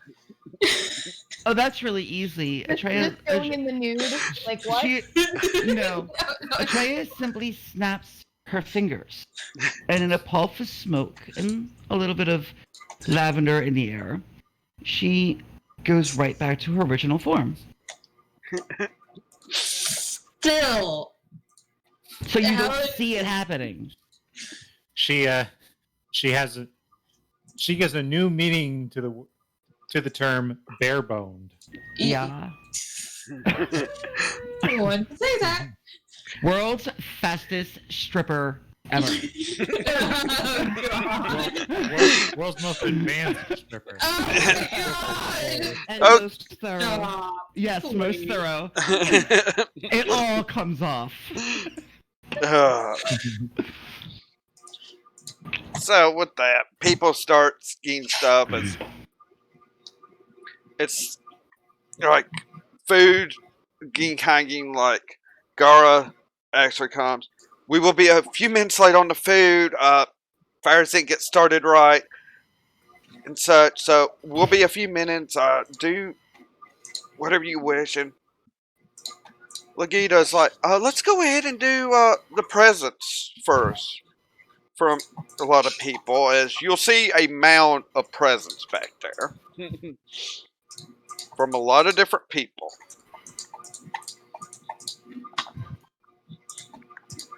So a couple of seats are set up just for them to sit down in. Helen would, before she sits down, she will look at Savanka and say, I'm worried about one of these presents. Why? Yes. Baby? Why?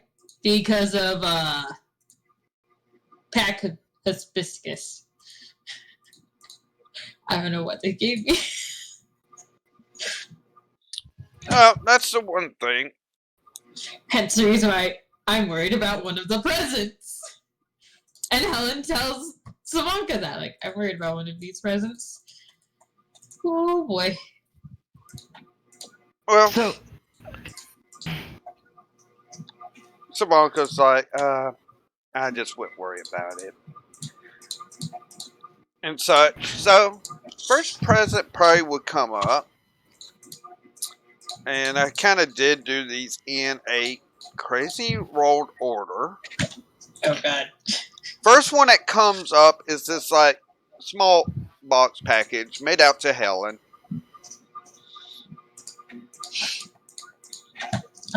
Helen opens it. Yeah, Helen, you open it and you see that there's a card in it that states this is a tongue of ring, a ring of tongues. No, you do not know who this is from. It is not signed.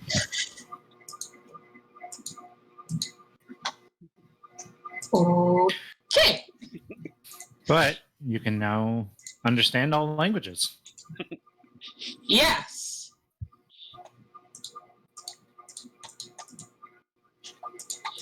I can now. Yeah. So that's the thing. The next president comes up actually comes to for Savanka. Kind of like a long package. And as she opens it up, you see that it's a dual set of kind of like the type of blades that she uses in fighting that has kind of like a rose pommel to it and all. That happens to be from Grom. Woo. Just like, well, get some enchants on this would be good. What do you think of them, Helen? So the I one, like them.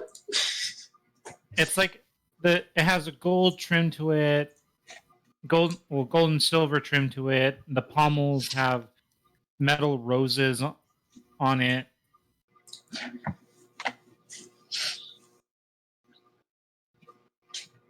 Atreya would look at the gifts and says, Crom, that is absolutely adorable. Oh, when you have a moment, I would like to talk to you really quickly. I think I can come to an arrangement with you regarding this whole Mr. B thing.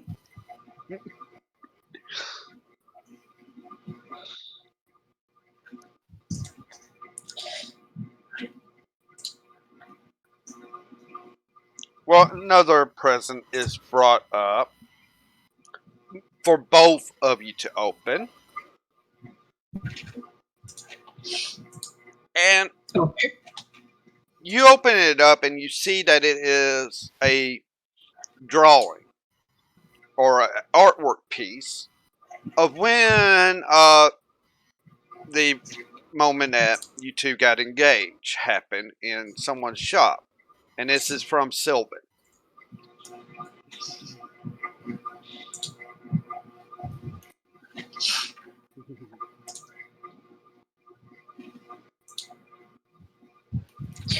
We need a frame for this. Well, it's framed too. I mean, Oh, okay.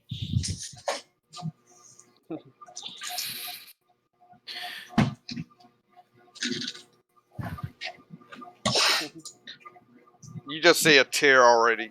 I mean, Savanka's definitely got some tears on her eyes with that. Another present is brought up. Um, for Helen. So as you open this one,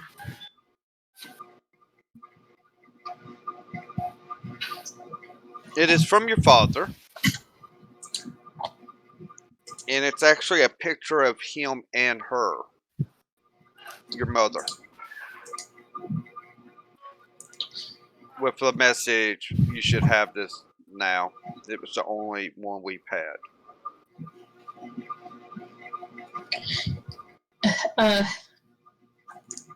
Helen would put a hand up to her mouth and try not to cry. Keyword there. Yeah. She has tears coming out, but she's trying really hard not to bawl.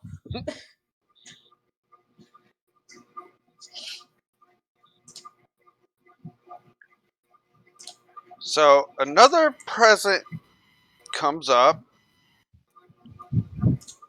to Savanka. As she opens it, and I need to go make sure about how to describe this. It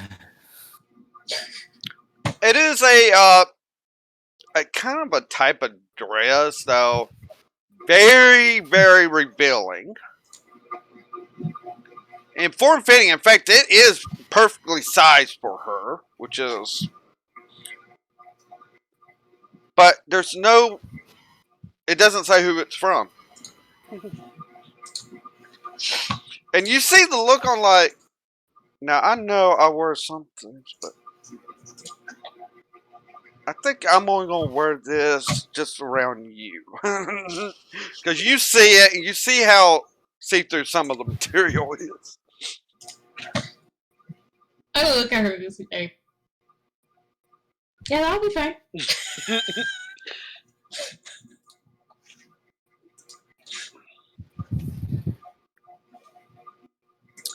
So then another gift comes up to Helen to open. As you open it, it's another type of grimoire, but this has like an ice look to it, ice covering, that it's from Bastille.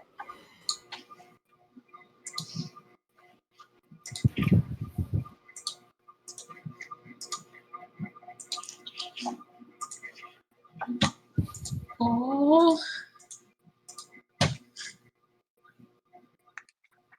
I get to learn more ice magic. Atreya hears this and gives up here to Bastille.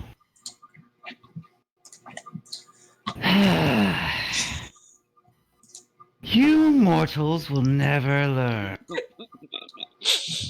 Good call.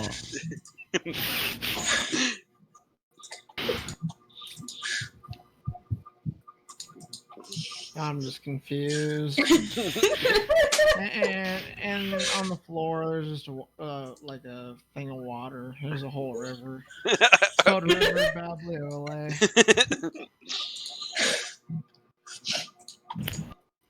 Then another package comes up. This is a small box that is made up to both of you. As you open it, it is a matching set of bracelets with your names engraved in. Helen and Sabanka from Tahita.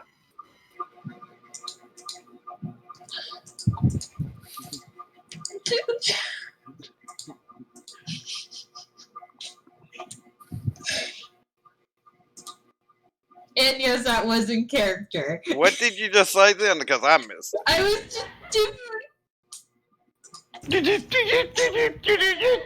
yes. Okay. Those words. So the language that was spoken. Shut up. Wait, no, Helen's not good. Helen would know what language that is. Yeah. I never stayed. I put the ring on. Damn it. I think we should do a perception check to see if anybody understood what she just said with. I'm sorry, I'm not proficient in that language. Only Nevermore is proficient with that language. I'm sorry. Oh. No, Helen just doesn't know what to say, so she goes, okay. I mean, there's tears of joy going on crazily right now. Sabanka's like, thank you. And actually takes one of the bracelets to put on Helen's wrist. I let her. Considering I can't even speak right now. Yeah. And you see that it takes her a few moments to even get that one on her wrist. But afterwards, another present comes up that is for Helen to open. As she opens it, it's like a tankard with a kind of like a Wolfgarian face in it. Oh, Grom just has a bit of a grin on his face. I just look at Grob, and I just look at him and be like, "You'll never let this down, will you?" Like, no, this. See, you haven't even read the card yet. There's a card. Yeah, tankard of sobriety, meaning any alcoholic liquid that's put into this tankard, you don't get drunk from.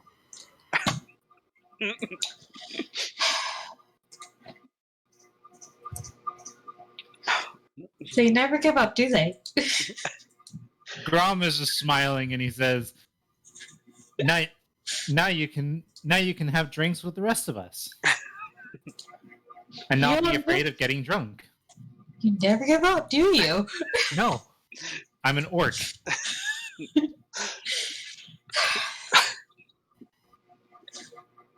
And now you have no excuse.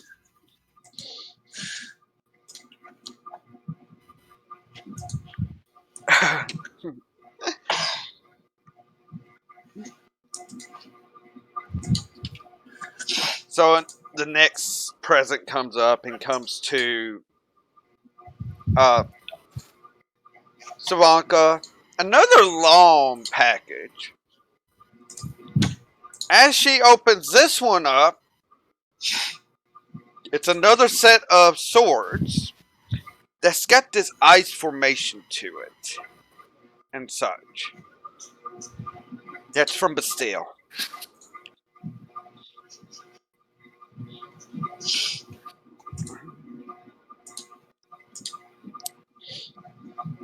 Trey turns to Bastille and says, "Hey, you and Grob got something really good going on here. I like the way your minds work." And I'm just like, well, I think she should be able to do her eye stuff and just, it would be cute and stuff. Oh, will you stop dribbling all over? It's... Oh, God.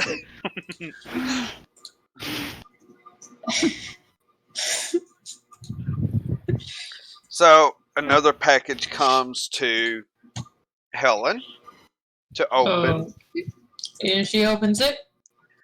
And you will see a wand that has a rose handle to it and such, and it's basically a focus wand, meaning it's sort of like your amulet that has your father's initials on it Yeah. as a focus. This is another focus that's a wand. And this one's from Grom as well.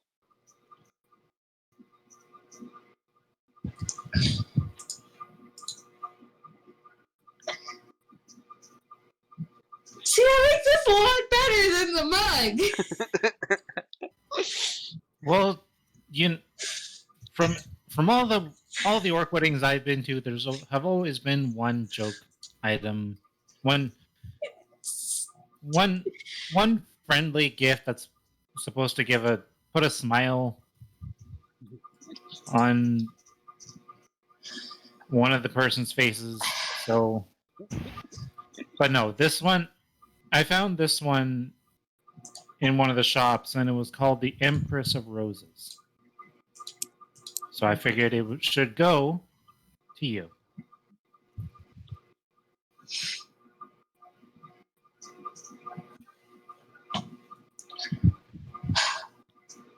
Thank you.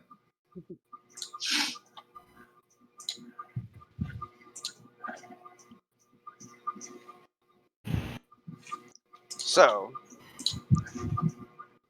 another gift is brought up. This being from your uncle and cousin. And as you open it,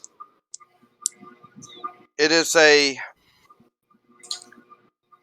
type of diary for you to write in. Type of book. Sort of like a journal for any chieftain or chiefess would use in packs. Very, very beautifully crafted leather binding with silver inlay and some almost like a rose even imprinted into the leather and all.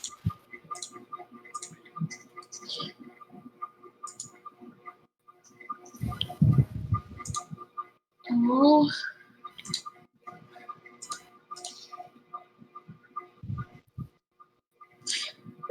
Yeah, Helen has a watery smile on right now. Like, I can't help but not cry. Helen's like, I'm gonna wear my makeup now. Just don't let it get into your eyes.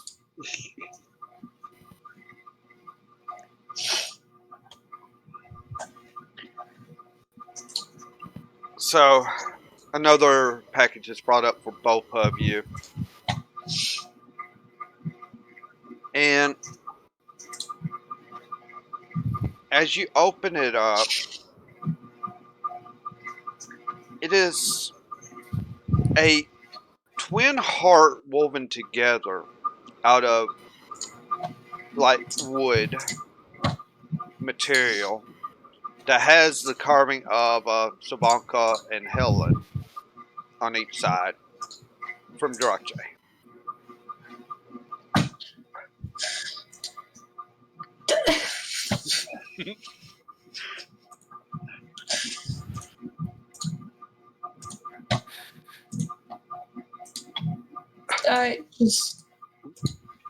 I give up.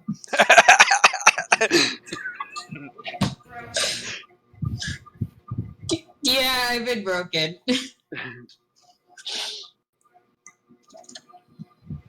So,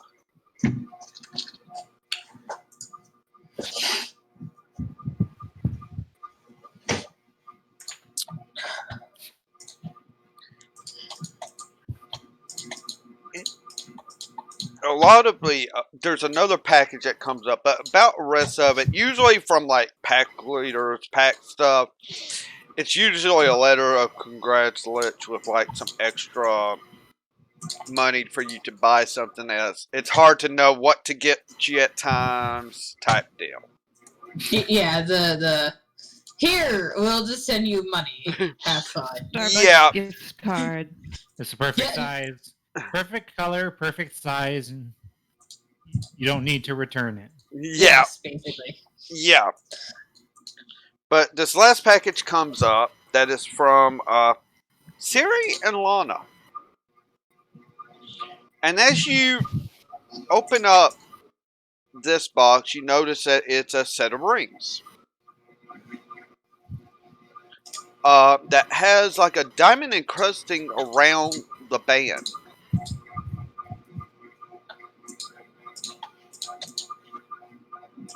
Okay. And on the card, a little magical something to help keep you from dying.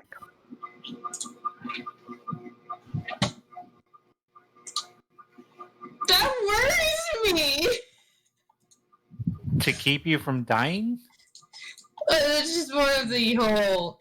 You remember, Helen had a conversation with Taylor Black before all of this, so she's like, "Does this mean now?"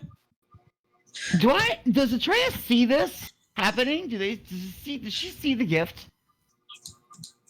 I mean, I don't know. Does she? I'm asking the DM. Yeah, I mean, you're probably looking on, seeing all these different gifts that's being given, and basically, these rings, it does not stop from old age dying. This is like a mortal hit would hit them. This keeps them from dying. Type thing. Okay. One-time usage. okay. So if you were to drop to 0 health from an enemy attack, you go to 1 instead. Yeah. Okay. And the ring will shatter. So Atreya at this point stands up and walks over to Savanka and Helen and looks at the two of them and then looks at those rings. I said, "Why are you always trying to cheat me?" That's not very... I'm going to allow this because it's a wedding. But for crying out loud. I have a comment, but it's really bad. So she turns to the two of them and she says, and then she turns back to the audience and says, "I almost forgot. I have one more gift to bestow upon the newlywed.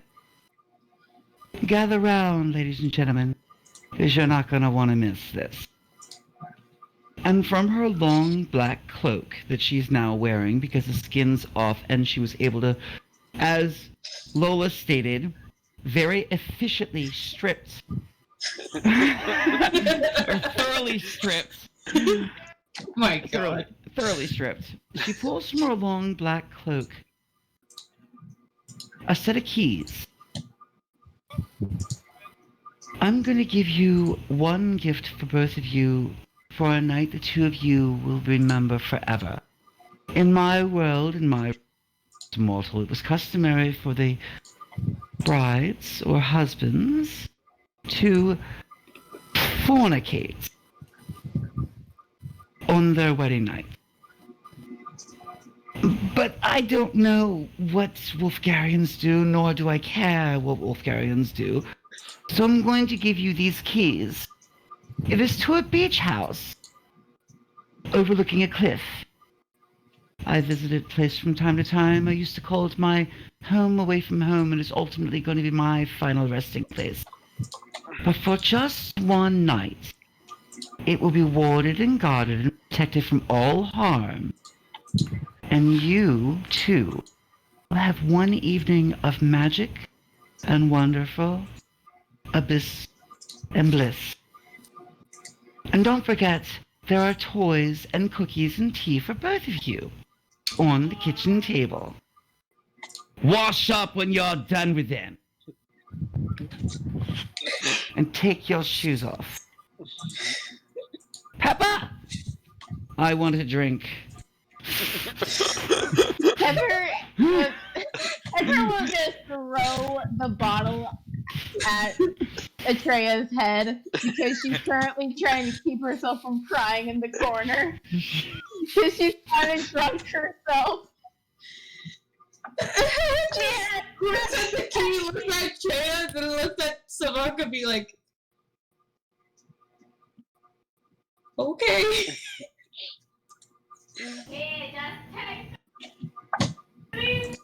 Sabanka would take hold of the keys. Okay.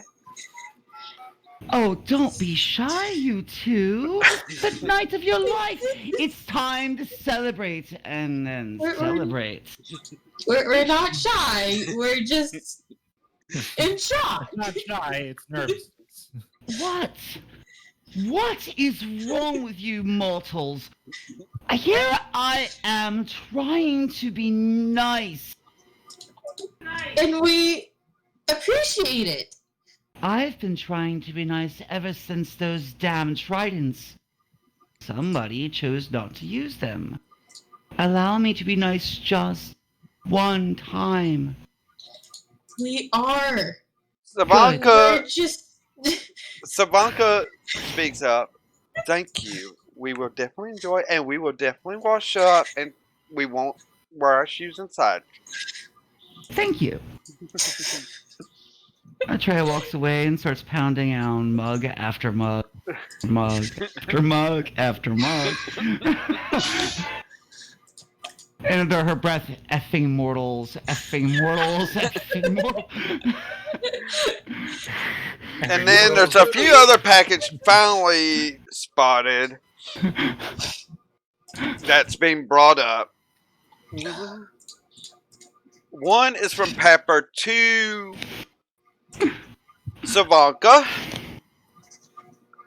And we'll just state that it is something for the bedroom as it's open up. Savanka guys sees it. It's like, this one is definitely not going to get shown out. Thank you, Pepper. It's called the honeymoon. Helen tries to sneak. Does Helen sneak a peek of it to see what it is? Yeah, Helen's able to. Helen's like, yeah, that's bedroom. Nowhere else. Well then.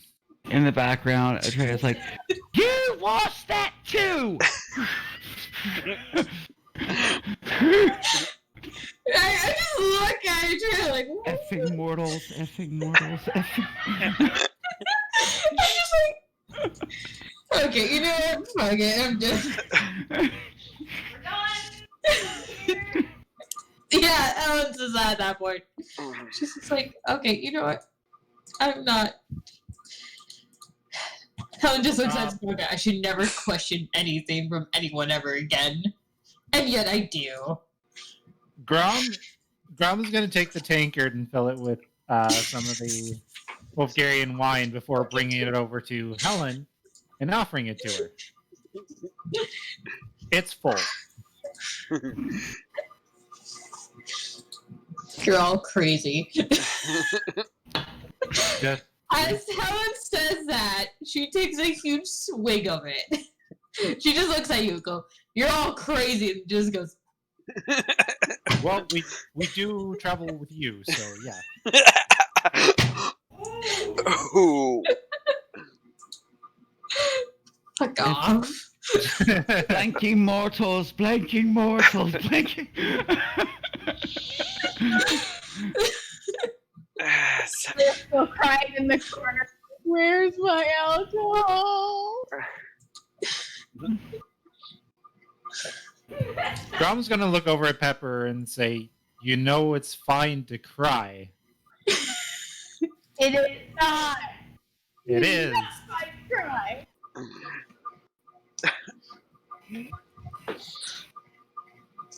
She's crying, isn't she? And I say this to Savanka. Be like, she's crying, isn't she? She'll lean over, whispering in your ear. Yes, but she won't admit it, so don't bother. Helen just nods to be like, okay.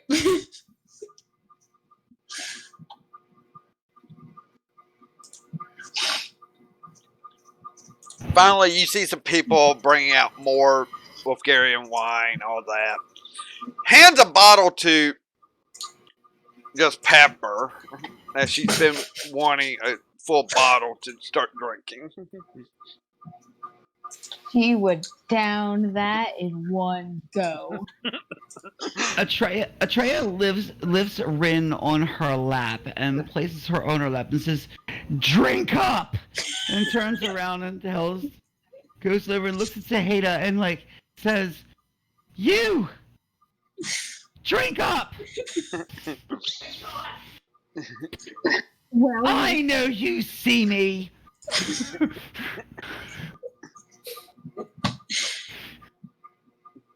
And the night owl's now. Lovely. Grom is just Helen gonna says look. that. Helen says, and Oh. the night owl's now. Lovely. Quiet enough for only Savanka to hear her. You just see Helen just like, oh god. What is okay? Just slowly realizes everything. Grom is actually gonna look at Atreya and just straight up ask her, "Are you a lightweight?" Atreya turns around and looks at Grom and says, "Darling, do you want to take a peek under the skirts?" No, I'm good personally. Of course I'm a lightweight. I've got no weight.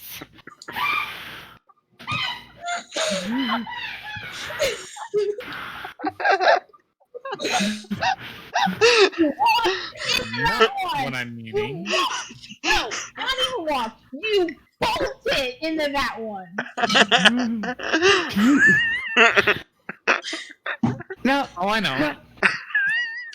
Grom, about Mr. B. And Atreya is, well, as drunk as someone that is Atreya could be, turns and looks at Grom and says, "About Mr. B.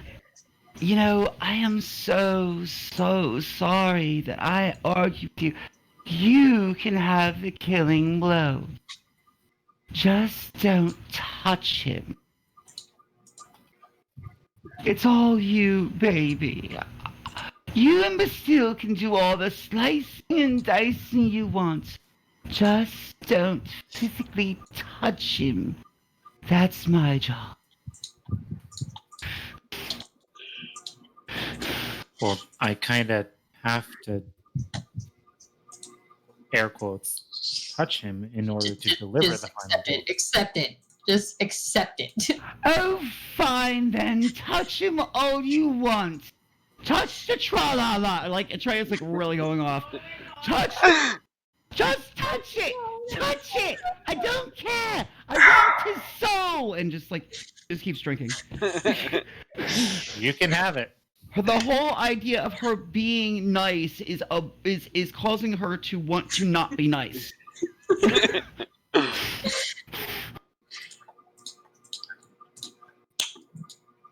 I'm not sure if it's a good idea or not to let her keep drinking. Okay. Helen, do you want to be the one to try and take it away from her? No. I just don't know if it's okay or not that we should allow her to keep drinking. I'm not that suicidal. I don't think anyone is brave we enough are to stop waging, her. not necessarily. Out of character, DM, where's Lady Copperkey? On the other side. Lady Copperkey's probably at the same table with you, drinking right along with you. And I turn and I look at Atreya looks at Lady Copperkey and says to her, "Your daughter's so amazing. I wish I could be just like her." And passes out on the table. And then comes back. She drunk herself to death and then came right back. Pepper is one of those sad drunks. She's just crying with an empty bottle. And she's there laying crying on the floor. I never would cry.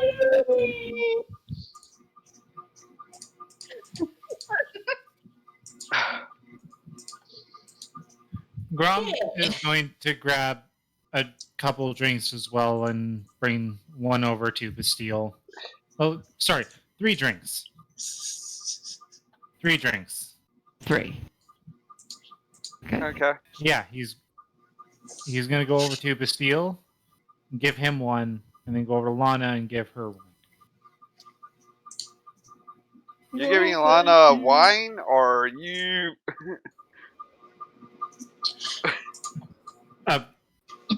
A drink. a drink? So non-alcoholic drink. Like water? Water or fruit juice? I mean, there's Or juice. yeah, fruit. There's Could be a non-alcoholic wine. yeah, non-alcoholic. Yeah. All right. Okay, just making sure about that because I'm like, Yeah, I was just like, okay. but Atreya goes and asks Lady Copperkey, "Did she read my letter? I tried so hard. It's parchment. 700 years. Parchment." Lady Copperkey drinks a number. I don't know yet. Hopefully she has. If she has, I'm sure she'll get to it. This has been a busy day. Just give it some time. And she just There. Then she looks at Lady Copperkey. "You know what, Lady Copperkey? I love..." Did I just say, "Oh no"?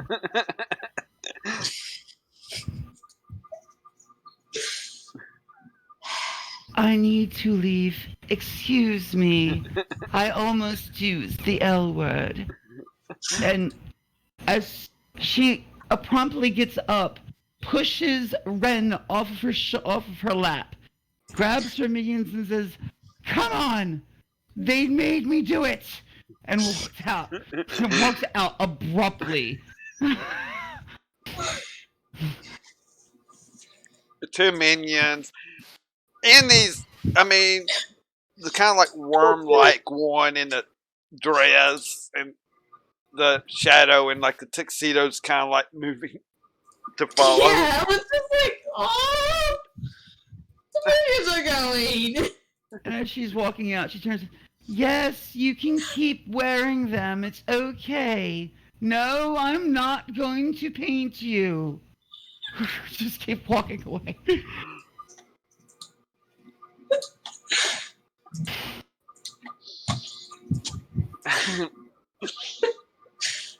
We need to keep her like this more often. That's true Savanka too, by the way. She's like, Tria's fun this way. Yes, and at least we'll get one night of a honeymoon before we have to leave out, huh? I mean, we could always save it too. For Well, the she thing. might. Well, she might want the keys back tomorrow, for all we know. Cause yeah, it happens. These set of keys, I know how they work. I've seen a set before. No. Yeah. Why do you get to see the cool stuff before I do? Well, I'm sorry if I'm a year older than you. Whatevs, girl. Whatevs.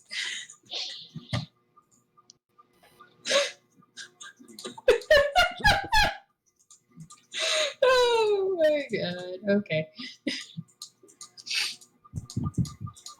So, everyone's drinking, having a good time so far for the evening as it's going, and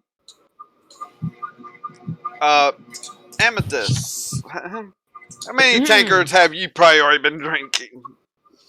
Actually, Amethyst went up to her room to get her hair undid to have her helm at hand. She just has a bad feeling. So you have come back with a helm. Looking more like her usual self. Yeah, and when you have come back, Atreya's not there now. It's like,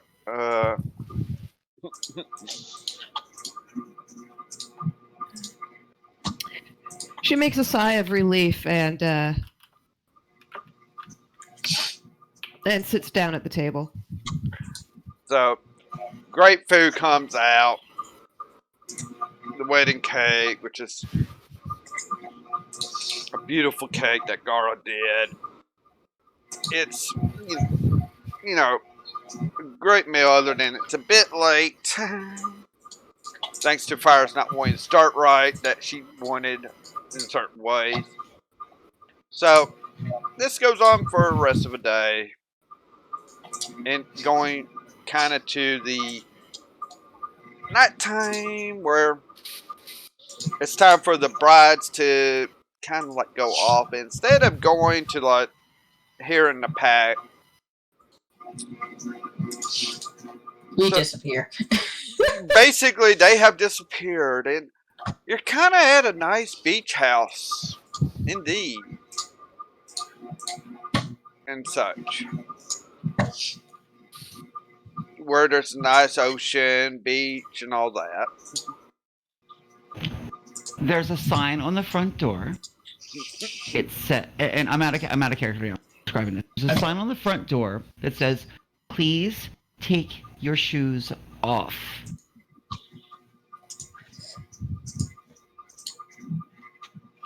Do you guys enter? Do you all enter? Well, I mean, Helen has her shoes off. Like, Helen's just like, yes! Freedom from these shoes! She loves her heels, but she doesn't love extremely high of a heel. yeah, That just required high heels. yeah, and Savanka's already taking hers. It's like we can drop stuff off in there, and then why don't we take a dip out in the ocean on the beach? Just kind of winks at Helen.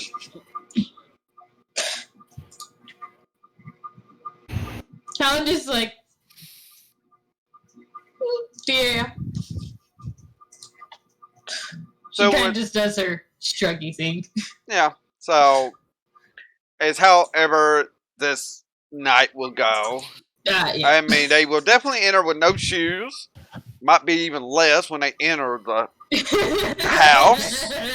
Quick description of the inside of the house, because some of you have been inside the alternate version of this house. The house is immaculate. There is not a single speck of dust on the floor. On the table in the front, there's a long table. It looks more like a Nordic longhouse. And inside the long table, filled with the most extravagant Wolfgarian foods and delicacies from across Kaataria. There are several different dishes that have been served by many of the different packs in Kaataria placed on the table. There is a chest that is filled with ice and wine. There are flowers lining the stairwell into a bedroom with only the softest, finest flower arrangements of goose down feathers, silk sheets, velvet blankets, plush pillows. On the table down below is a note, and there is a box. And inside the box, there's an assortment of very sterile and protected equipment of rather questionable nature.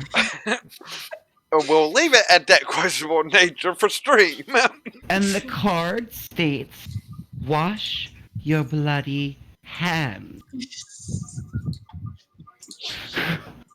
And wear a mask.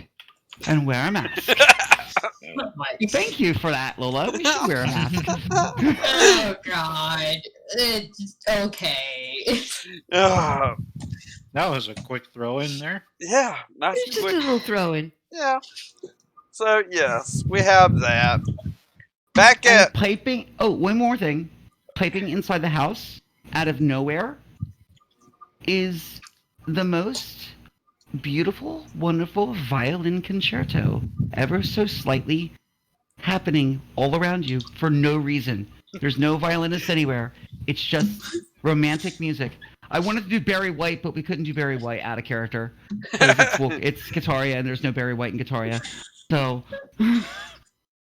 Should have talked to the dragons. I know, right? Helen looks at Fucking Savanka. Barry. Helen looks at Savanka and just say, "We need our own beach house like this.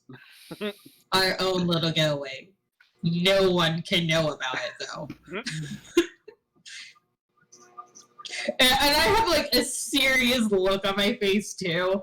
Samaka kind of looks at you. You know what? I've got a lot of savings. Maybe I can come up with something. I may ask Drache for your help as well. Maybe we can get something like this set up somewhere.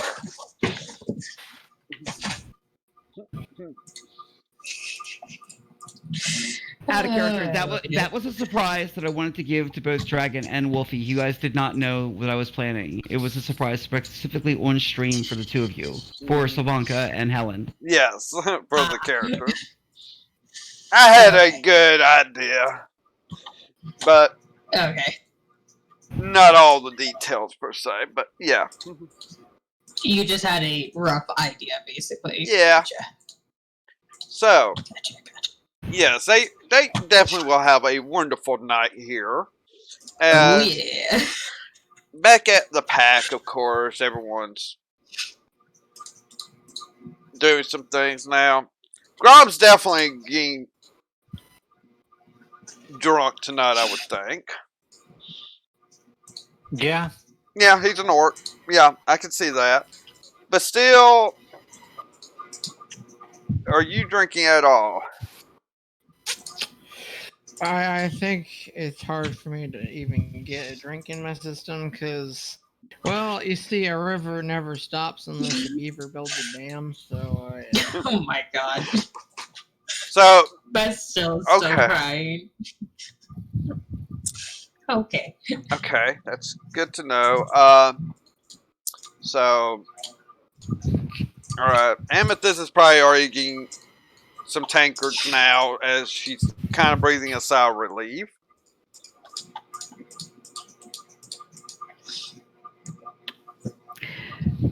Shall we start doing shots and rolls? Oh god.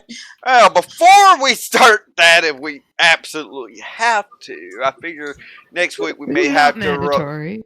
Not mandatory yet, as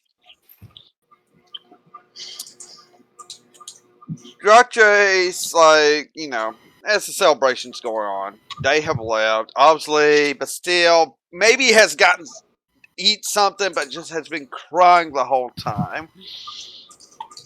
So beautiful type. I believe that's how it's going. yep. And, having, well, hey, guess what, Lola? You inspired something. It's definitely not just one baby anymore. So, So, yeah. After a while and all, Drache comes up to you, but still.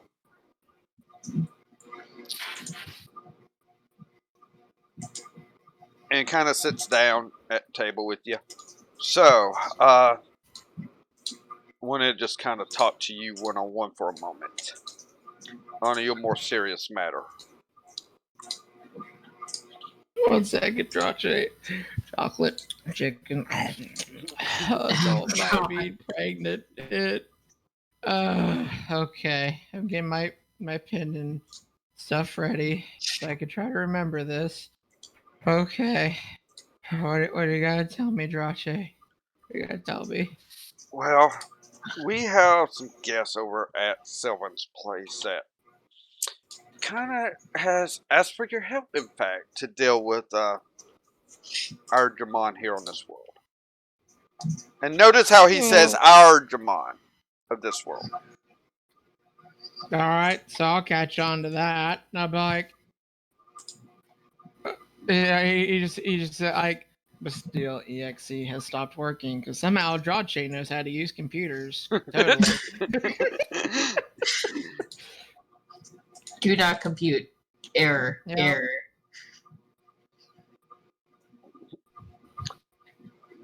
You okay? So continue. He looks over, but still, you okay? My representative warned me there might be more of him. Oh, today's so emotional. Okay, keep going. Well, happens. Let's just say one of the people there you would recognize quite easily as a German, even though not the Thomas Francois.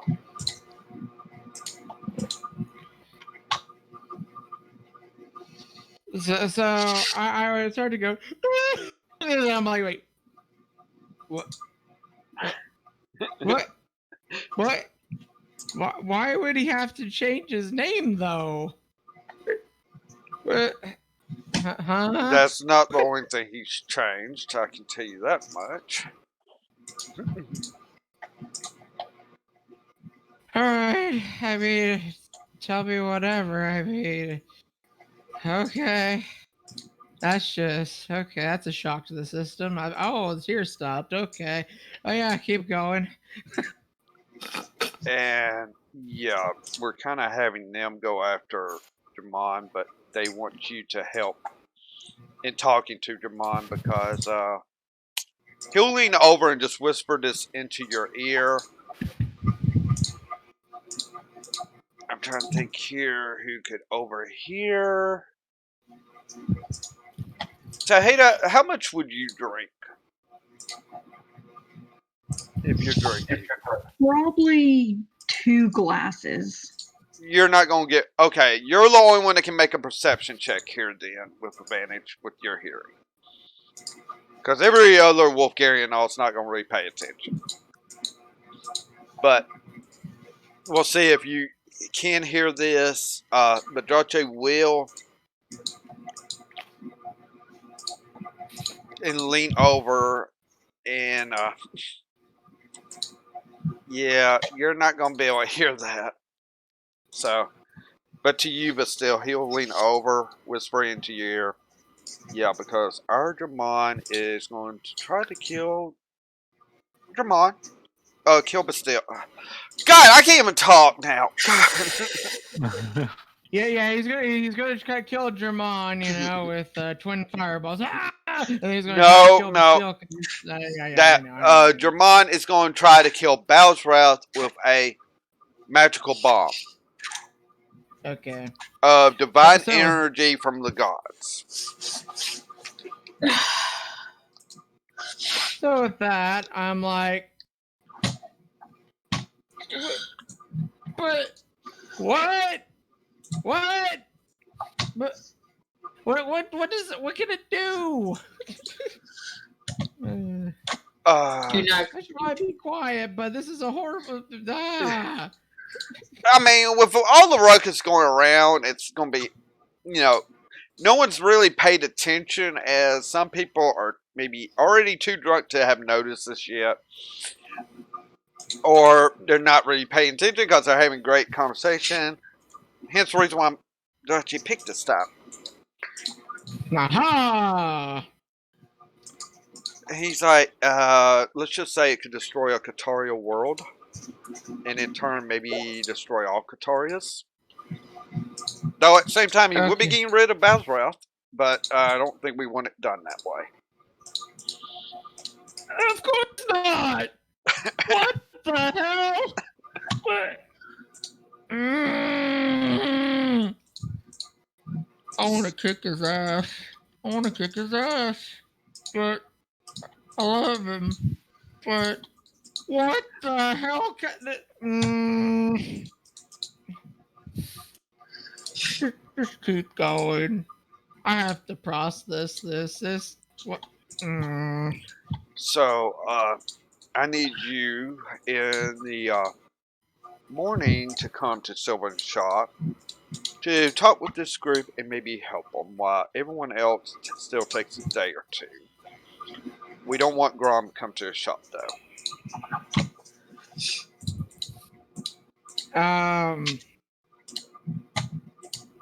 So, let's see. Insight with advantage or what? Because I mean, I didn't make him a paladin. I mean, would that be too illogical? Because I'm gonna kind of think for a little bit. So I'm not gonna point out said character. I'm just saying, wait, does this have something to do with like demons? Not to mention, I have dealt with celestial demons and such. So I don't Plus, you think it's do too know that Grom is going for demons.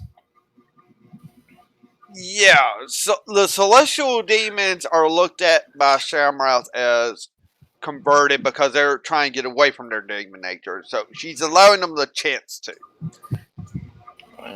But there happens to be something in that shop that if Gromdare finds out, he's going to get commanded to slay. Oh, joy. Yeah, so you can't interact with Grom, Helena. Sorry to say. No, Elena already admitted that. So Gee. that was DM talk, right? The yeah, slay part. that is DM talk. So for you to actually maybe, it would definitely be an insight. I'll give you advantage as he did say Grom couldn't come to the shop because it wouldn't be wise. So I'll let you have advantage on this roll. Because it's specific. Yeah, it is specific.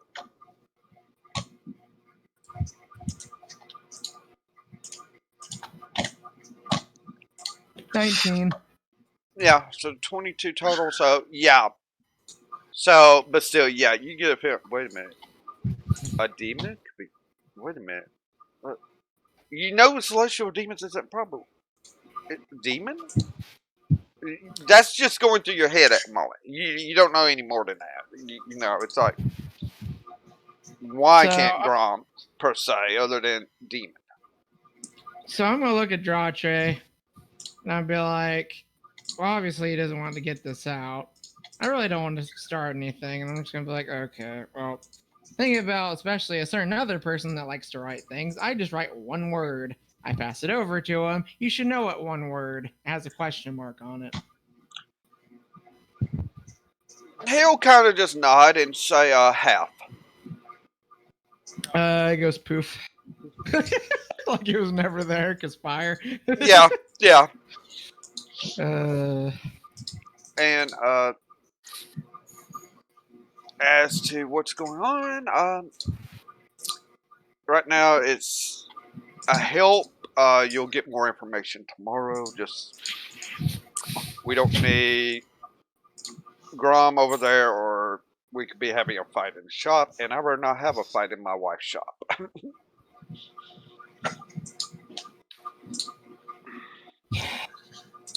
you know what, Drache?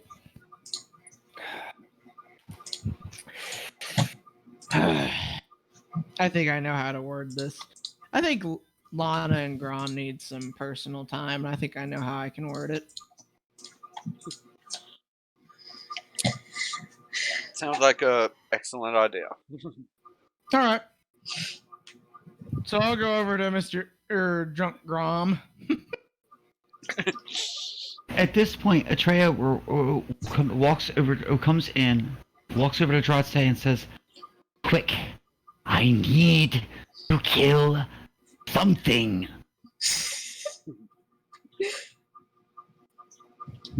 Jarche looks over to Atreya. Alright. Quintek. You'll see him he'll come over. Yeah. You two go ahead and head back to the demon realm and start heading for the third placement that we were supposed to hit. Me and Gurish will catch up in the morning. Fantastic. She turns around, looks back at Drache and says, "How dare you make me L-word, you mortals!"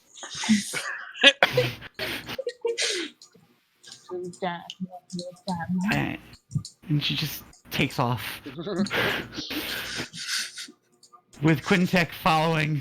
Oh yeah, Quintek's just following along, kind of having a smile like, oh good, get to use some more magic after that. Had a good time, now let's go kill some things.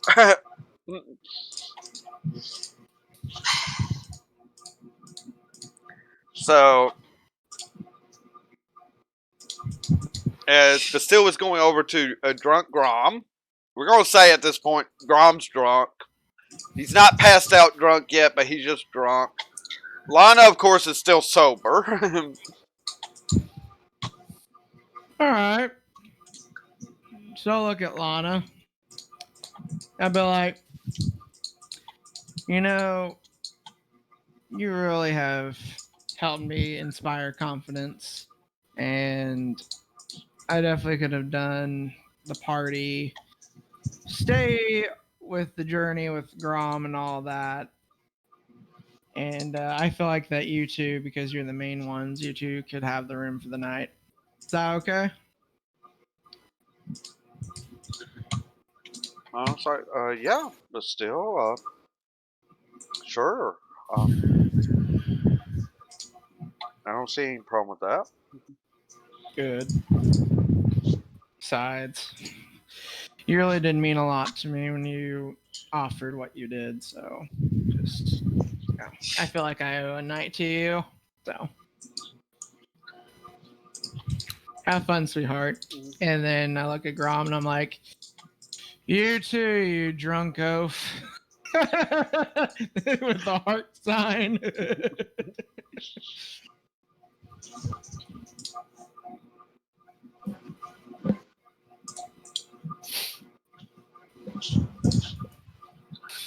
I'm a paladin, not a drunk. Okay, Crab. Okay. I look at him, I'm like, go paladins, as I look at him. And then turns around. Paladins! As I'm walking away. Paladins! Anyways.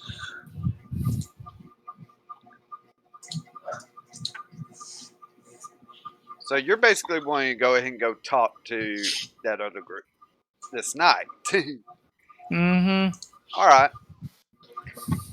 So that's cool and all that. And having checked things. Make sure. Okay. So how am I going? All right. It won't be a matter. So yeah, he'll take you to go talk to this group though. As to what happens with that talk will happen Friday night at the start.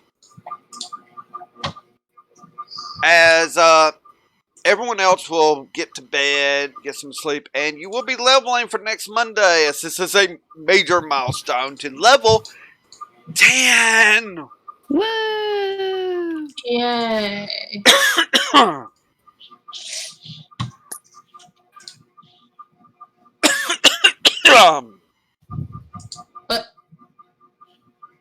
So with that, everyone, we had a wonderful wedding for Pride Month.